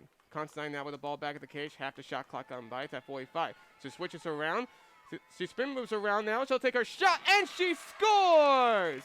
Bridget Considine with the hat trick. And she breaks the scoring drought for Stony Brook. It's an 8-5 lead for the Seawolves. 22-13 to go in the second half. Yeah, this is something we saw a lot in the first half when Considine was scoring. Coming off the back of the X, cutting across the right side, and getting the crease roll, dodge, going from right to left, and then creating that opening, and one-on-one firing it past Smith. And I think the reason is because on Bridget Considine is Alexa Matera. Not a great defender, although she is a two-way midi for this team. So Spolina's going to try to exploit that. Again, you got your best defender on your main playmaker. It's time where other players have got to step up. And for Bridget Considine, for a lot of today, she has 3 goals, her first hat trick of the season, doubling her season total entering this contest. 5 shots on the day. It's been a big factor in the scoring column for the Seawolves. First goal for Stony Brook in about 15 minutes. Didn't get one since the 7:58 mark of the first half when Hart got her hat trick. So now you got Constantine and Hart with the hat tricks today, giving Stony Brook back the 3-goal lead. And we'll see if they can try and capitalize on that. It'll be very important if Stony Brook wants to get more goals in order to try and get their win down. Hofstra with an upset mind, but Stony Brook's offense is looking a little stagnant, but let's hope that goal is a preview of what's to come. Another face-off, and Whalen's going to win it this time after she comes in for Perella. So Whalen able to get into Stony Brook territory. If Whalen comes in, you probably got to see Verhulst come in a little while. Hard to see. Usually the one that gets a lot more face-offs, but Hofstra's been winning a lot. I was going to say, it doesn't matter who you put at the logo. Whalen and really Perella have been dominant winning those draw control battles. It's the old days of Carrie McCarthy when she was one of the best draw control winners for the Seawolves. So you got Milena in the top of the perimeter of the fan against Huff. She's trying to spin move around. She'll go dish it out to the right wing now for Matera. Matera with the ball. She'll go to the top for Milena. To the left for Whalen. Whalen guarded by Levy. She's looking for someone available. She sees Matera. She'll go to her top of the perimeter. 42 on the shot clock. Going inside, she tried to get a pass over to Esposito, but it went high over her head, and it's picked up by Halsall. And another turnover on Hofstra. Stony Brook able to capitalize well with defense. And a real good, and a long pass from Halsall going to the midfield, finds Huff. And she gets it over to Considine. Over to Arline. Arline, she tried to get before she had a chance to try a shot, there was a foul as she was inside the arc, and that sets her up for a free position opportunity. Yeah, Arline coming off a good game last week, goal and an assist. She has a free position. She had one free position opportunity so far this year. She capitalized on it. Doesn't look like she'll probably try it here unless she goes long distance.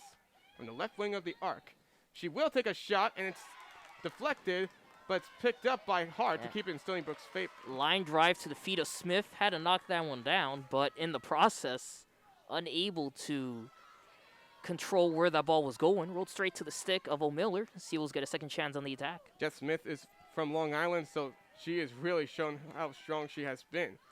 Cameron also is from Canada, which is usually unusual for Stony Brook to find recruits there. Their last best goalie was Anna Tesserero, and she is from Long Island too. So with O'Miller trying to take her shot inside the arc, it went up high, out of bounds, and Arline was the closest. So Stony Brook will keep it. 57 on the shot clock, and O'Miller will bring it back into play. She'll set it up back of the cage. Look at to set somebody up. She'll spin it around, trying to work it around. Going behind the back with her shot that went wide, and it stays with Stony Brook as it goes out of bounds. Yeah, 10 minutes into this contest, the second half, the Seawolves attack looking like it did starting out this contest. O'Miller with the ball on the left side of the net. She'll give it over to Considine. Considine trying to dish it off with 28 on the shot clock. Huff over to the right wing for Rafferty. Right corner now is Hart. Back the cage. Wrapping around is Arline. Arline trying to move it around. She'll have to set up a pass. No one's available. 17 on the shot clock. Kennedy left wing. We'll see if she tried to set up a play herself. Trying to use her speed. She was backed out well. And she'll try and push it inside again. She was hit around. No foul was called. She still keeps possession. 5 on the shot clock.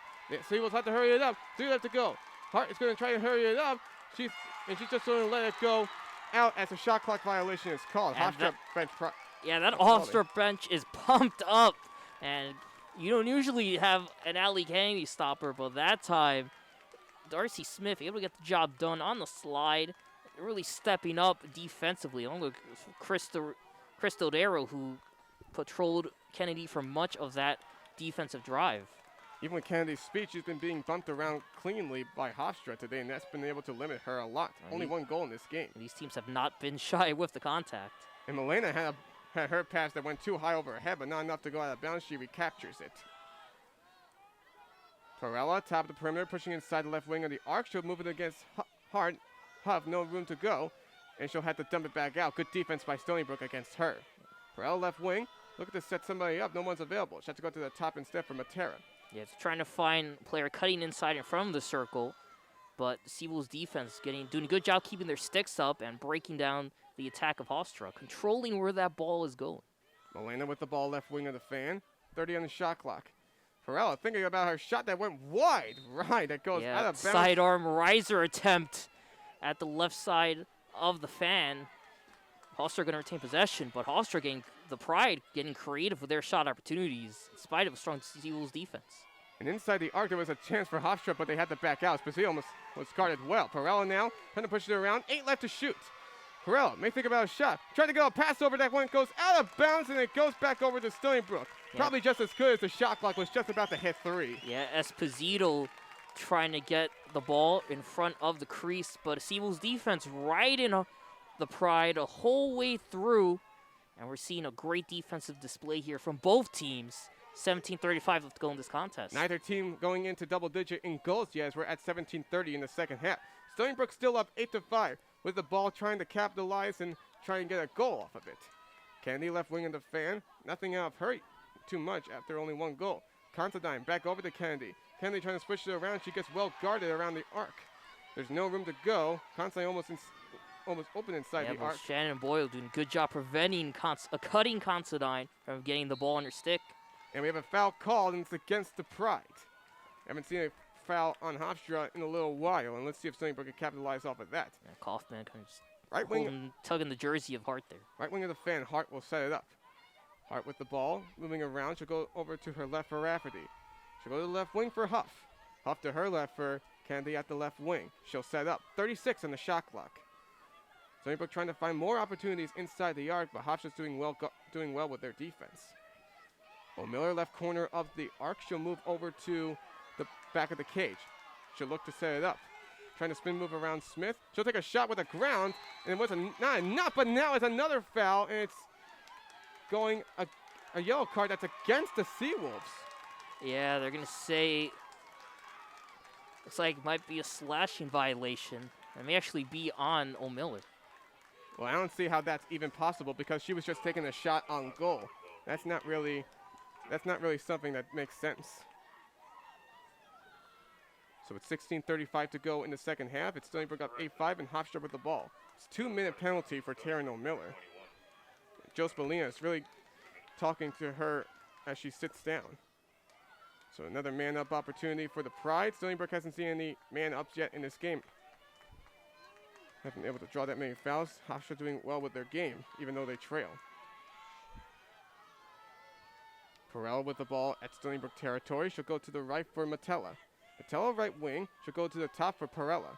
Perella with 3 points in this game, 3 short of tying the as Metella tried to get a pass over, and we have another foul called on Stony Brook. Yeah, a good cross crease pass from the left side of the fan to the right, and being able to find her player, but again, foul called on Matera, so she'll take a free position chance. Foul drawn by Metella, so it's from the right wing. So she'll go from the right wing of the arc.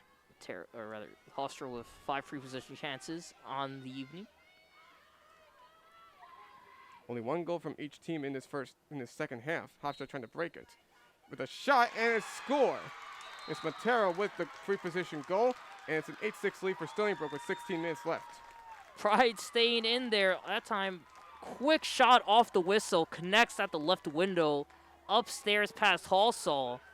And with the player up advantage, Pride capitalizing off of the Seawolves lacking a defender. And again, it's really time for both teams to tighten up here. And you're really going to need to play perfect ball for the next 16:06 to come out with the victory. These teams are so evenly matched this afternoon. And again, even though on paper this may seem like it would be a Stony Brook blowout, there's just so much history with these two teams. Again, it's the Long Island All-Star game, is pretty much what we should be calling it. Forget Battle of Long Island. It's the All-Star game, and both teams have shown up. So we got another face-off coming up. It's Hampel and Whalen once again working against each other. 10-5, Hofstra leads in draw controls, but they trail 8-6 to Stony Brook. Draw controls have been helping Hofstra stay in the game. If it was more draw controls for Stony Brook, they'd be leading by a lot. The offense is still looking a little problematic. Not just that, but the shots as well. Pride have taken 23 shots compared to the Seawolves 20. The difference, though, shots on goal. Seawolves have 15 to the Pride's 14. Hampel and Whalen facing Hofstra territory as they'll get ready for the face-off. With a whistle, ball goes up in the air, and Claire Levy almost had a hand on it. Almost had a pass, it went out of her hands, but she picks it back up. Yeah, went off her stick, bounced off the top of her head, just shaking that one off, and she's able to scoop that one up. It's just a 6 draw control won by Stony Brook in this game, as Bridget Constantine will get the ball at the back of the cage in Hofstra territory. Stony Brook hasn't done much with their offense in this second half, only but 1 goal. It's been a lot of defense in the second half between both of these teams. And it's probably hard to see why, as Hofstra seems to have really ramped up their defense. Stony Brook needs to recapitalize. Top of the cage, top of the perimeter, it's Kennedy. Should go to the right wing for Huff. Right corner now, it's Hart. Working her way against Kaufman. Hart with the ball inside the fan. Close to the top for Huff. To the left now for Hampel. Hampel left wing, looking for someone available. She's trying to spin it around, trying to break the double team. Almost got hit, no foul was called. And we have O'Miller with the ball, trying to push it inside, about to get triple teamed. She gets her way around it, gives over to Kennedy. Kennedy being forced to go out to the top of the perimeter. Good defense by Hofstra. No room to cut inside. Everyone's sliding right. And we have a foul call. They're calling a yellow card offensive against Stony Brook.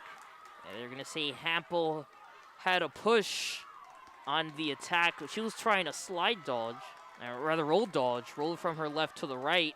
But both players kind of toppled over each other. Referee's usually going to side defensive player.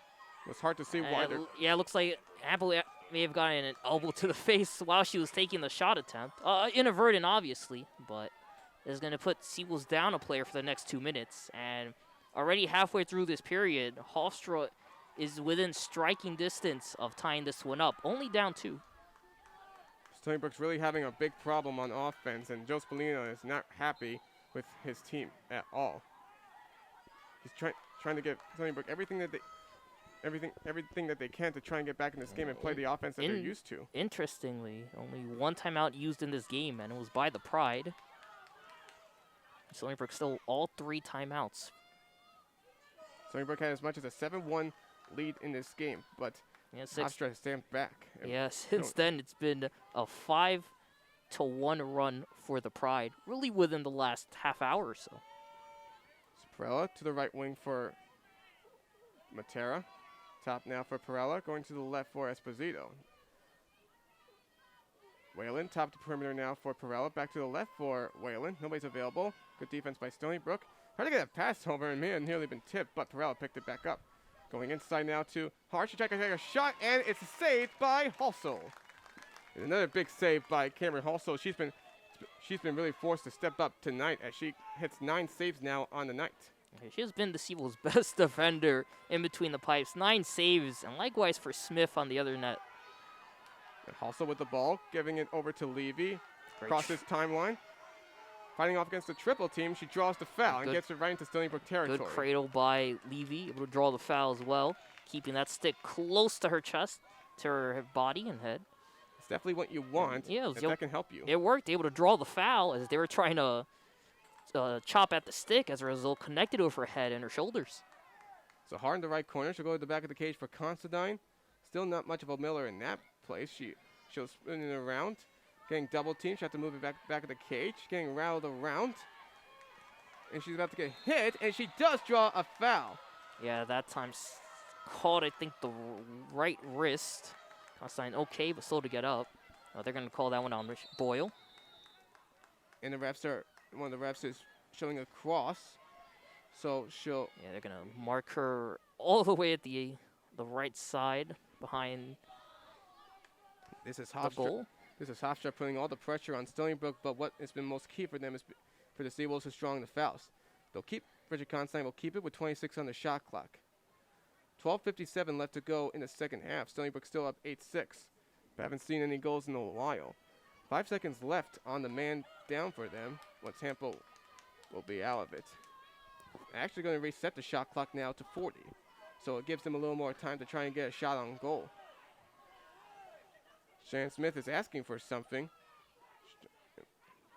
We hear a lot of commotion going on. Yeah, Seawolves switching, I believe, their players. I think Shannon Smith not happy with that substitution being allowed, but... So Ellie Macera just checked in now on the field, it looks like. She's going to be at midfield behind the restraining line, so won't play too much of an impact on the attacking side. 2 refs are together trying to discuss the play. Yeah, I think they're going to decide whether a substitution is legal or not. And I think they're going to rule. They haven't said anything about what the verdict is. Right now, we know for sure there's a foul on Hofstra. Regardless, quickly just taking a look at some of the stats for this game. Only one clear went errant by either team, and that was Stony Brook. Otherwise, they were perfect 16 for 16. Even though Hofstra's won draw control battle, they have committed 3 more turnovers than the Seawolves so far through this game.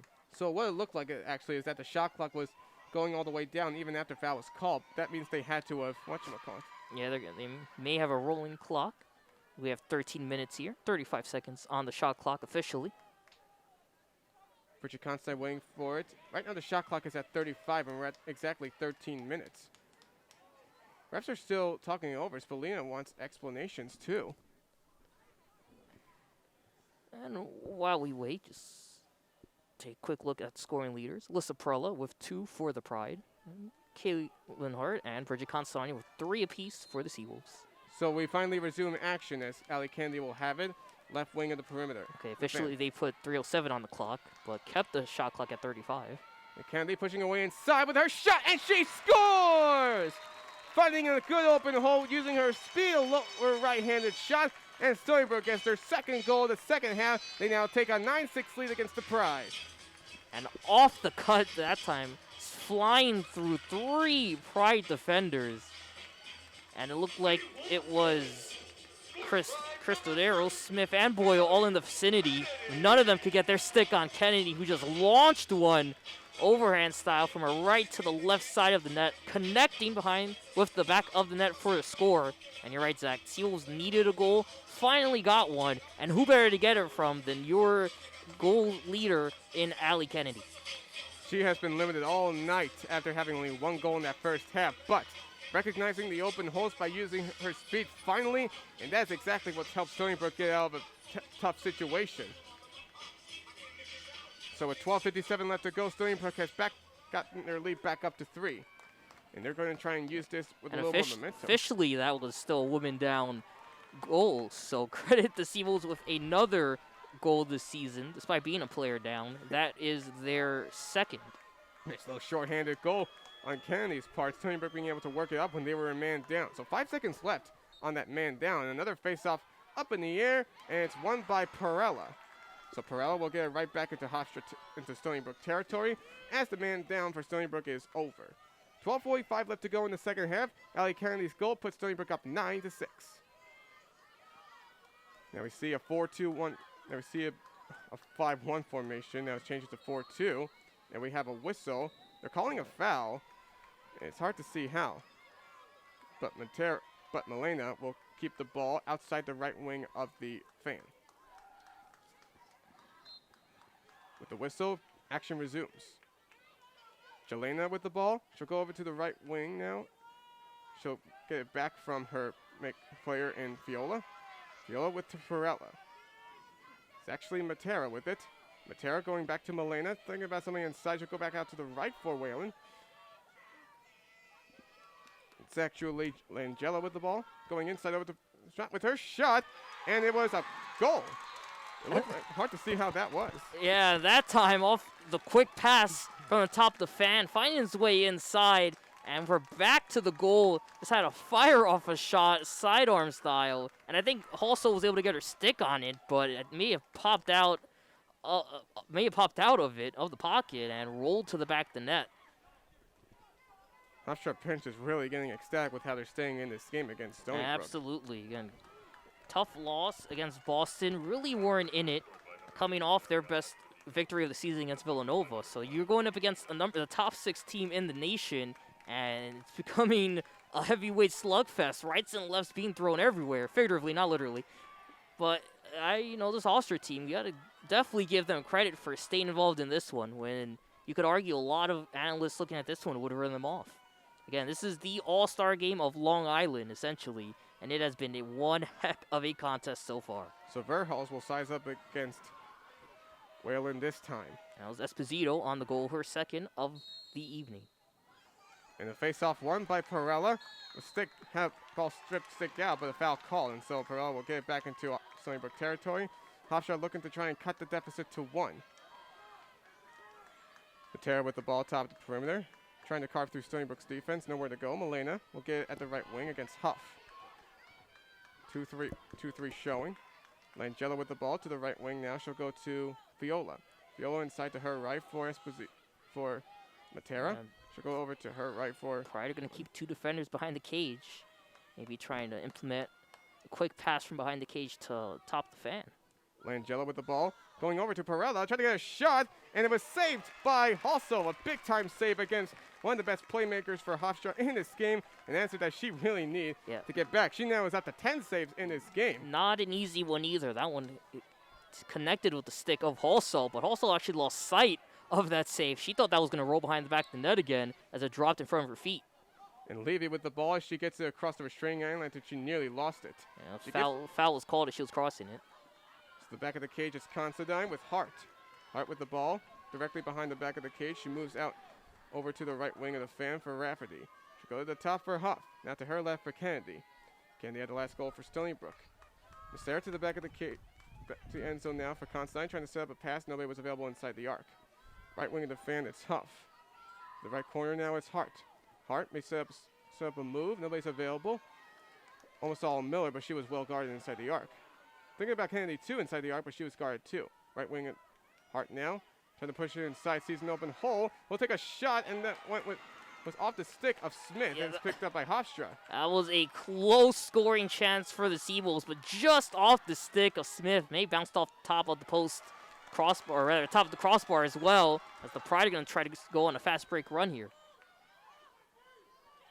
And with a shot on goal, Hossel with another save. Make it number 11 for her. And the Pride are on a 4-on-3 fast break chance. Shannon O'Boyle, the defender, doesn't usually take too many scoring chances. That time, shot it straight to the heart of Hossel, able to get her stick in front of it, pop that one up, and save what would have been made this a 1-goal contest. Huge stop that time for Hossel.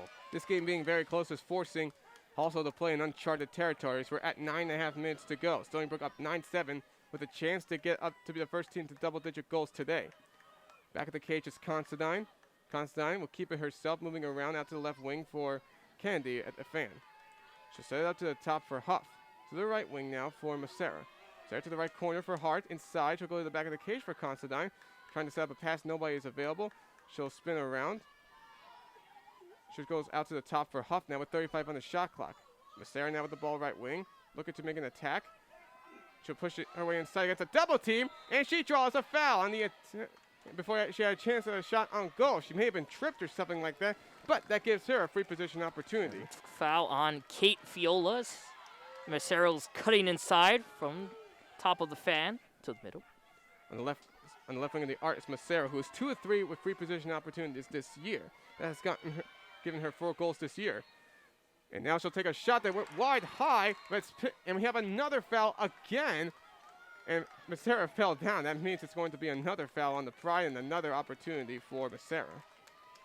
And that was a tough break because I believe Shannon Boyle was able to stick check Macera as she was firing her shot. Was able to pop that ball out of the pocket, but a foul called on Hofstra. And 8:55 to go. So try from the left wing of the arc once again. Sarah looks like she has a good chance to go down the middle in her own direction. And Boyle and Cristorito are the near defenders, close defenders nearby. On the whistle, she'll take a shot, and she scores! Lower right-hand motion past Smith. And Macera on the board for the first time today. 5th goal of the season. It's 10-7 Stony Brook. Great fake. Faked high, went down low through the legs of Smith. Smith so caught off guard. She threw her stick at it, lost the stick as it bounced past the right side of the net, while Macera's shot bounced through her legs to the back of the net. Seawolves regain a 3-goal lead with 8:54 to go. Nice little response from Ellie Macera, being able to start stepping up in this game. Ellie Macera, she is looking at her numbers with the free position opportunity. She missed it, was 2 of 4 before, and now she is 3 of 5 on the year. 3 of her 5 goals coming on free position opportunities. She is a freshman, and she is from Eastport, South Manor. She was one of the highest recruit that Stony Brook got this season. Yeah, the youngest member invited to the 50-player official tryout for the 2021 U.S. Women's Lacrosse World Championship team. Morgan Mitchell now against Katie Whalen on the faceoff. 12-6 draw control lead for Hofstra, but it's Stony Brook still with a 3-goal lead with 8:54 to go in the second half. It's been really a tight contest that could still be anybody's game. But Stony Brook is still being able to hold on well. Before there was a chance at a faceoff, they'll just clear it out. They'll just stop for a second, and now they'll have another chance to set it up. Ref trying to stick the ball between both sticks cleanly. She will be able to. Whistle, ball goes up in the air, and Kennedy had her shot taken down, and that means it's a foul against the Pride. So Stony Brook will win that draw control.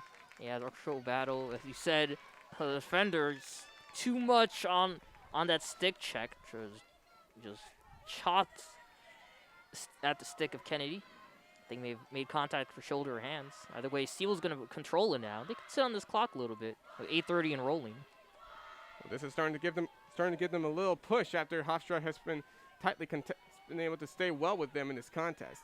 Back of the cage is our lineup. The Pride have been costing themselves opportunities with fouls. 12 in the second period alone compared to just 5 from the Seawolves. On the right side of the end zone, our line now should move over directly to the back of the cage, trying to spin it around against Matera. She'll get out the end zone along the right side of the arc. She'll go out now to the left of the end zone for Considine. Thought about setting up a pass, she'll just settle to the top of the perimeter instead for Hot 40 on the shot clock. Almost saw an open hole, she'll go to the right wing for Hart. Thinking of end zone, she'll keep it herself, trying to move inside the arc. She'll take a shot on lower left-hand shot, and she scores! Kaylin Hart with her 4th goal of this game, and now Stony Brook has gotten back-to-back goals. It's 11-7 lead for the Seawolves. Usually we marvel at Kaylin Hart for her behind-the-back scoring ability. That time was the sidearm, almost a riser attempt by Kaylin Hart. I think you can credit that one, though, on a great pick by Taryn O'Miller. Won't get credit for an assist on the score sheet, but she just set a good screen standing in between the Hofstra defender chasing Hart, and that gave Kaylin enough room to just fire off a shot and find the back of the net.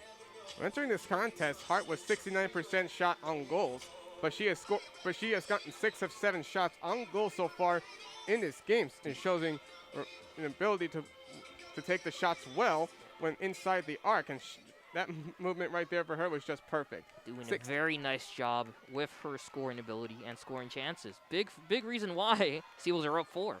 This is what it means when draw controls really show that type of serious situation. Yeah, they really do control the tempo of this game. And Seawolves, despite being down 5 in the draw control battle, still leading this one by 4. 11-7 lead for Stony Brook with less than 8 minutes to go. Another face-off coming up, and Kennedy picks it up cleanly with nobody to try and contest her with it. Good movement by Morgan Mitchell. She didn't really have to do anything. That one was all Katie Whelan. Just chucked that one over her head. Found the stick of Allie Kennedy as the ball rolled to Allie. Well, here's a little lesson for any opponents up against Allie Kennedy in face-offs. Always guard her. Don't leave her open, because if it's going right near her, you need somebody else to get there, because in a situation like that, it could be anybody's chance to get the ground ball pickup and a draw control win. So our line back of the cage now, the middle of the end zone. She'll going out to Isabella. Actually, it's O'Miller now back of the cage. Not in that position most often so far tonight. Trying to spin, move it around with her shot, and it goes off of Seawolves are attacking the legs of Smith, realizing that their best strategy has been targeting her beneath the knees. Smith not going in the butterfly for any of these defensive preventions.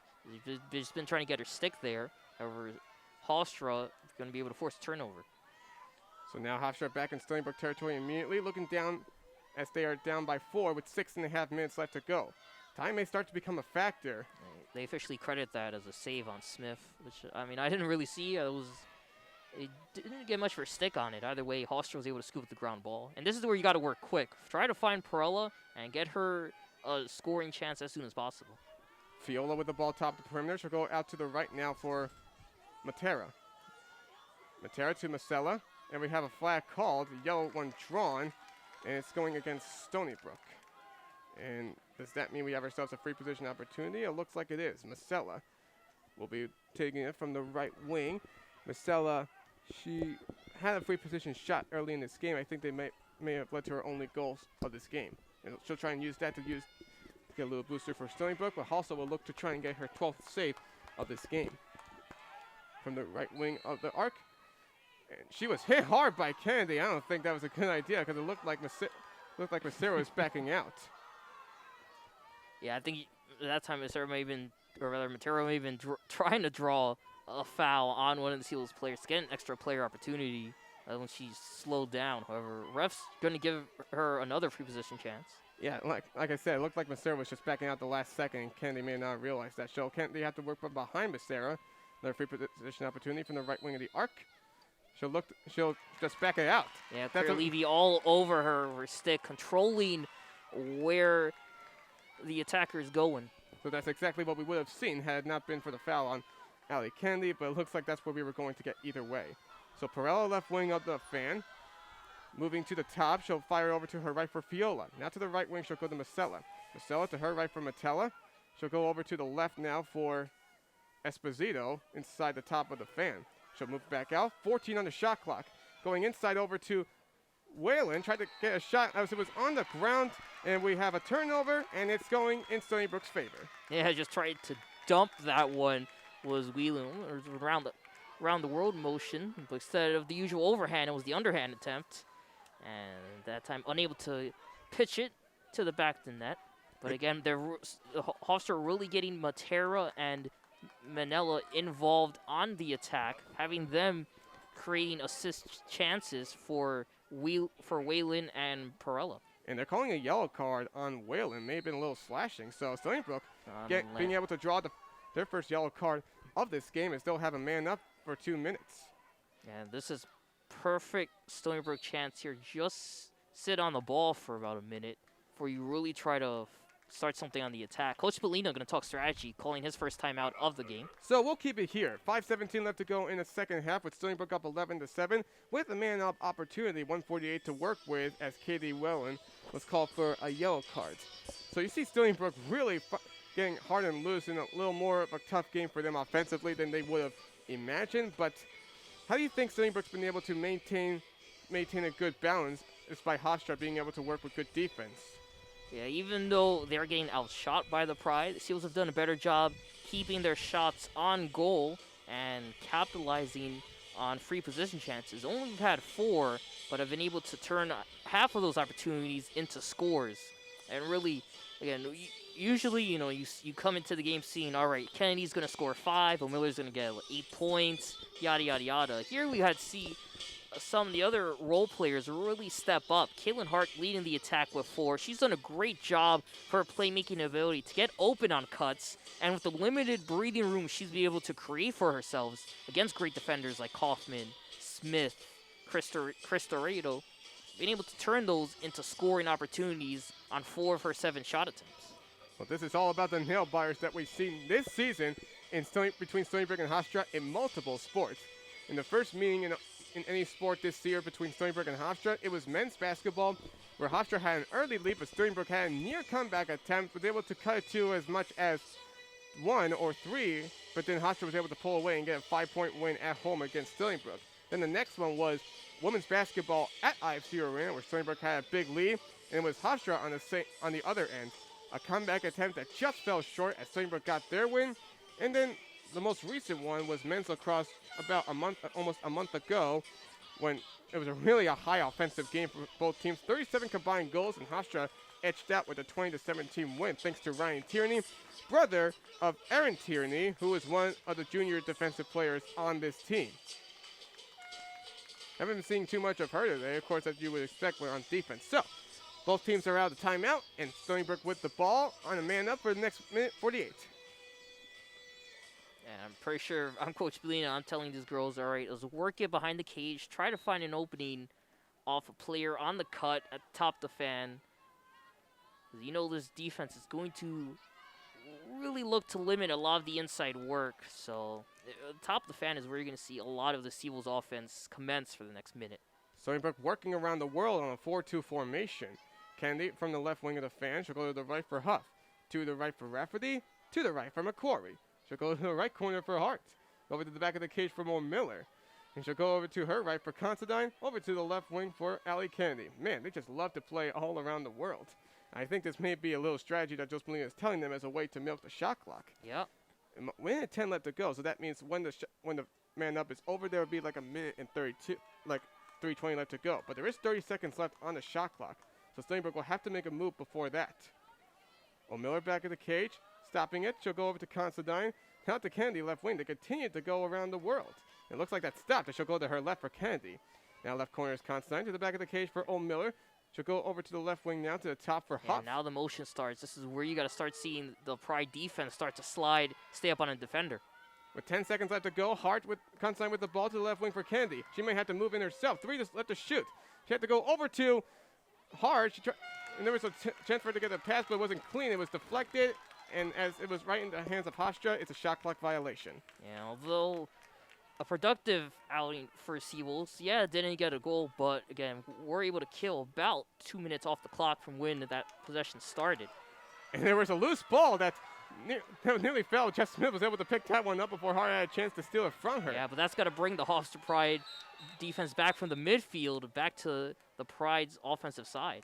And it looks like there was a lot of pressure with 67 on the shot clock. Yeah, Shannon Smith had to call a timeout just to avoid getting the turnover on the time violation. Well, I don't know how much time is in women's lacrosse. I'm not really sure how much time is left before you have to get it across the timeline before there would be a backfield violation or something. I think we're looking at about 7 with the 30-second violation rule. Well, right now, as I said, there is 67. I can't tell whether or not it would have to be like at 45 or something. It'd be hard, but Shannon Smith really needed that timeout, and they have 1 left to go. 3:32 left to go in the second half. That's not when you want to use it, when you're trying to move the ball up court, or rather up field, like it's basketball up court, and knowing Stony Brook's going to employ a full trap defense, or in basketball terms, like the half-court trap, or full-court trap in this case. By the way, Seawolves are really going to start pressing now and riding on the Pride attack. So, for Coach Smith, she's definitely telling her girls, work fast. You only really got about 7 seconds left before you're going to get a violation called on you. And the Pride need every chance they can to stay in this one. Down 4 with 3:32 left to go. And the way I see it, with what the Stony Brook has been able to do defensively, and what they've been able to work with milking the clock at most random, one more possession for Stony Brook may just say that that's going to do it, because they have just been working really well in their defense. Cameron also stepping up today with 11 saves. I can't tell whether or not that's a season high or a career high for her, but this is probably her best performance of the year. Even though she has allowed lesser goals than this. She allowed 11 goals to UAlbany on Saturday, and she's allowed 7 so far. As I say, in a lot of those games, they really didn't have to make Halsall work, although entering today's contest, her season high in saves was 9 against UMass Lowell, so already topped that. So it will be Hofstra with possession of the ball, as Matera will have to work it from the end zone. And if it is true with 7 seconds, then they're going to have to do this very quickly. The horn sounds. Now they wait for the whistle. That was because the timeout was called right in the end zone. So Matera with the ball. With 65 on the shot clock, she'll have to push it. She's pushing it around quickly. And there's collision. No foul called. And the ball is loose. And ground ball pick up by Caitlin Hart. Collision leading to a turnover on Hofstra. And Stony Brook recapitalizes big. I'm stunned there wasn't a foul, because that was Bridget Considine and Alexa Matera, both of them colliding, falling down on the ground, but into each other. I don't know if the refs just couldn't decide who the foul was going to be on. Must have been incidental contact in that very least. Either way, big blow to Hofstra, who now, with 2:55 left to go, have to work again defensively just to try to get another chance on the attack. So Kennedy left wing with 55 on the shot clock, right at the 2:45 mark. Near their left corner, nearly getting double teamed. It's 2-on-2 with her and O'Miller against Hofstra.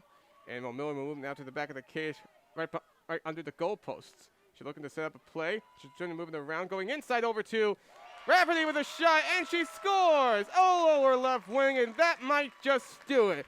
Siobhan Rafferty finally getting on the board for the first time today. It's 12-7 Stony Brook, 2:29 left to go in the second half. And a great cut up the middle that time by Rafferty, working at the top of the fan, beating the Pride defense. And they were just so tired out after having to work on the previous play, despite having the player-up advantage, that Pride defense putting them back on the field, or not at 100%, and the Seawolves exploit that.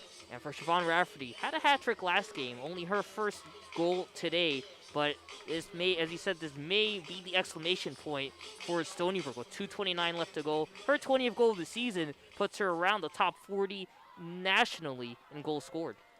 And even with 2.5 minutes left to go, Stony Brook still needs to be alert on defense should Hofstra be able to get another possession.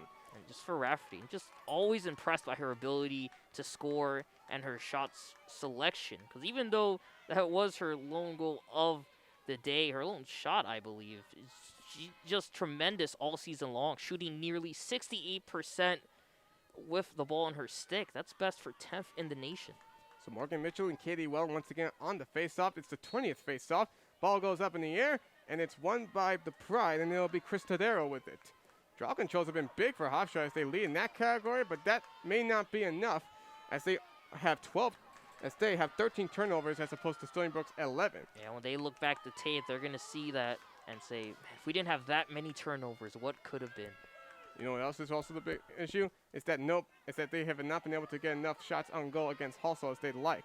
7 goals tonight, but 11 saves that Halsall has been able to work with. And I think, I credit the win to her in that regard. Absolutely. She's really stepped up. Probably her most impressive outing of the season. So Perella getting over to Fiola with her shot over right hand, and she scores.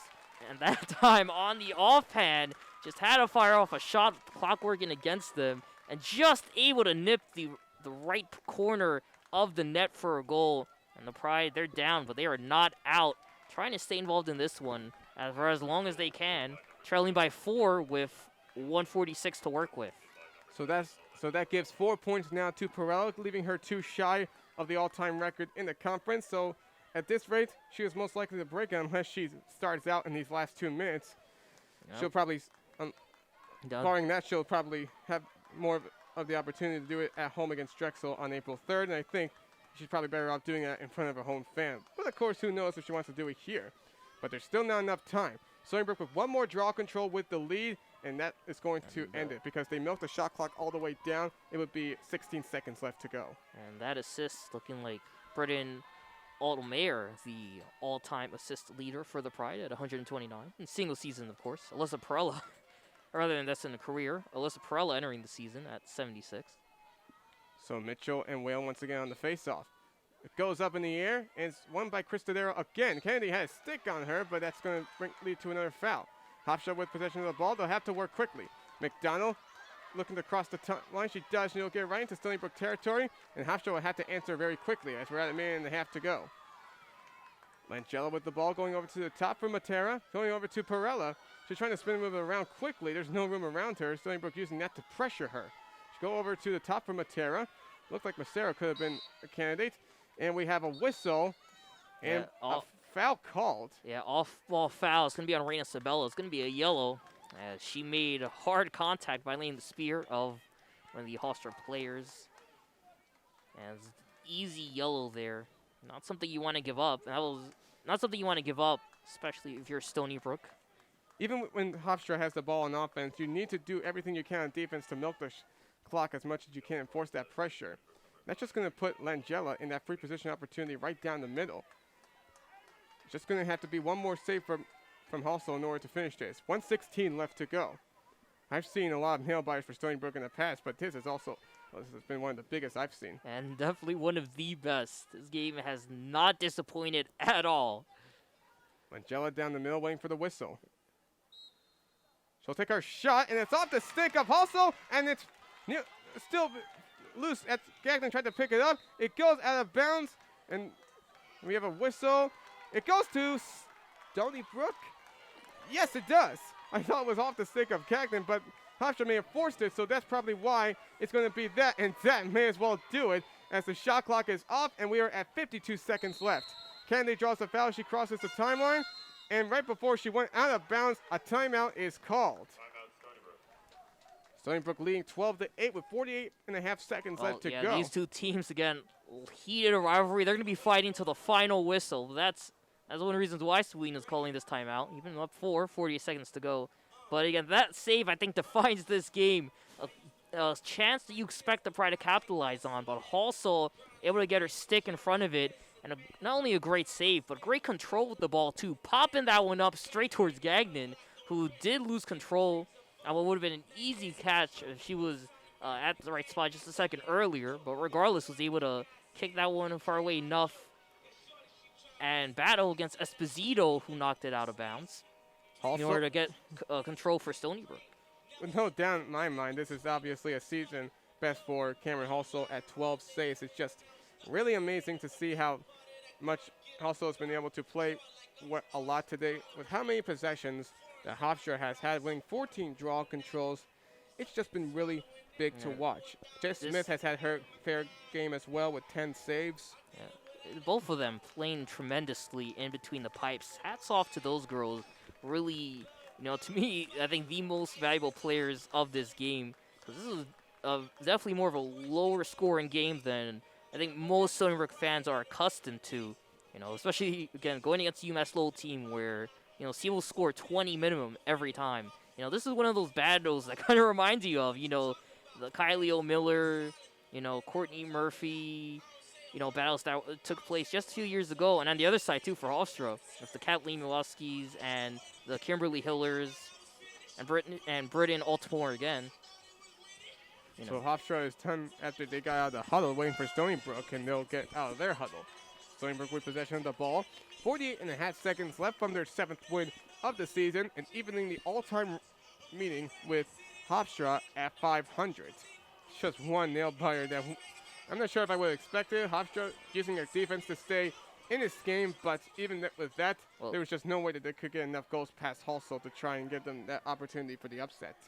Yeah, they needed a great defense, and I thought for a lot of the game they had good defense. Again, that consistency is the difference maker in tight games like this. So the Pride off to a slow start at the top of the game before they were really able to pick things up with 20 seconds to go, or rather 10 minutes to go in the first period. So after Kennedy was warning the other way into her own territory, she gave it to Levy as she drew a foul. She'll move it across midfield with 20 seconds left to go. Stony Brook about to move to 7-2 as they're closing out the non-conference slate with a huge win against their Cross Island rival, if that's the best way to put it down. Levy in the end zone drawing fouls like no one's business. 5 seconds left to go. 3, 2, 1, and that will do it. As Stony Brook edged out a close win with their Cross Island rival, the Hofstra Pride, they pull out in the end with a 12-8 win as they move to 7-2 on the year, thanks to outstanding hat tricks by Caitlin Hart and Bridget Considine today. Gritty win, but shows the toughness of this Stony Brook team. Hats off to everyone playing today. Again, I called it the Long Island All-Star game for a reason, because that's what it felt like. The best players from the island, representing the island, stepped up and played their hearts out today. 12-8 goal, or 12-8 score. One of the reasons why was because of the great defense from both teams.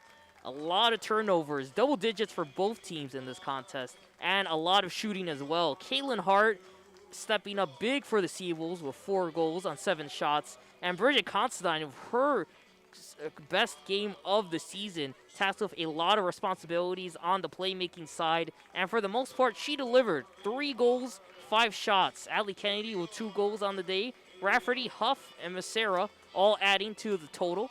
But on the Hofstra side, the biggest difference for sure was limiting Alyssa Perella and the rest of the Pride attack. Perella led the way with 2 goals, but other than that, besides Esposito, there were only 4 other goal scorers that were able to find the back of the net one time. So hats off to the Seawolves defense, players like Gagnon and Markey, and the midfield as well, like Rafferty and Kennedy, for being able to put a hold on the Hofstra attack. So Stony Brook, this being their last home game until April 16th, able to close it out by getting their 5th ever win against the Pride, evening the all-time meeting between both of these teams at 500. Seawolves will hit the road this weekend as they resume conference play against the Hartford Hawks, while Hofstra will finally begin conference play, and they'll be taking on Drexel Dragons, who have played their game today against UAlbany. We don't know the final score, but we can expect it may have been pretty tough because Drexel is ranked and UAlbany is receiving votes. So we'll wrap it up here. Thank you for tuning in to 90.1 FM WSB Stony Brook. First, Stony Brook women's lacrosse action, as I see from Ken that Drexel edged out against UAlbany 15-10, a close game that allowed Drexel to move to 7-1. But Seawolves victorious, winning 12-8 with a big game by Cameron Hustle on 12 saves and hat tricks from Kaylin Hart and Bridget Considine. For everyone listening, for Matt Mankiewicz, this is Zach Wilson and Ken Fermin saying so long and enjoy the rest of your night. All right.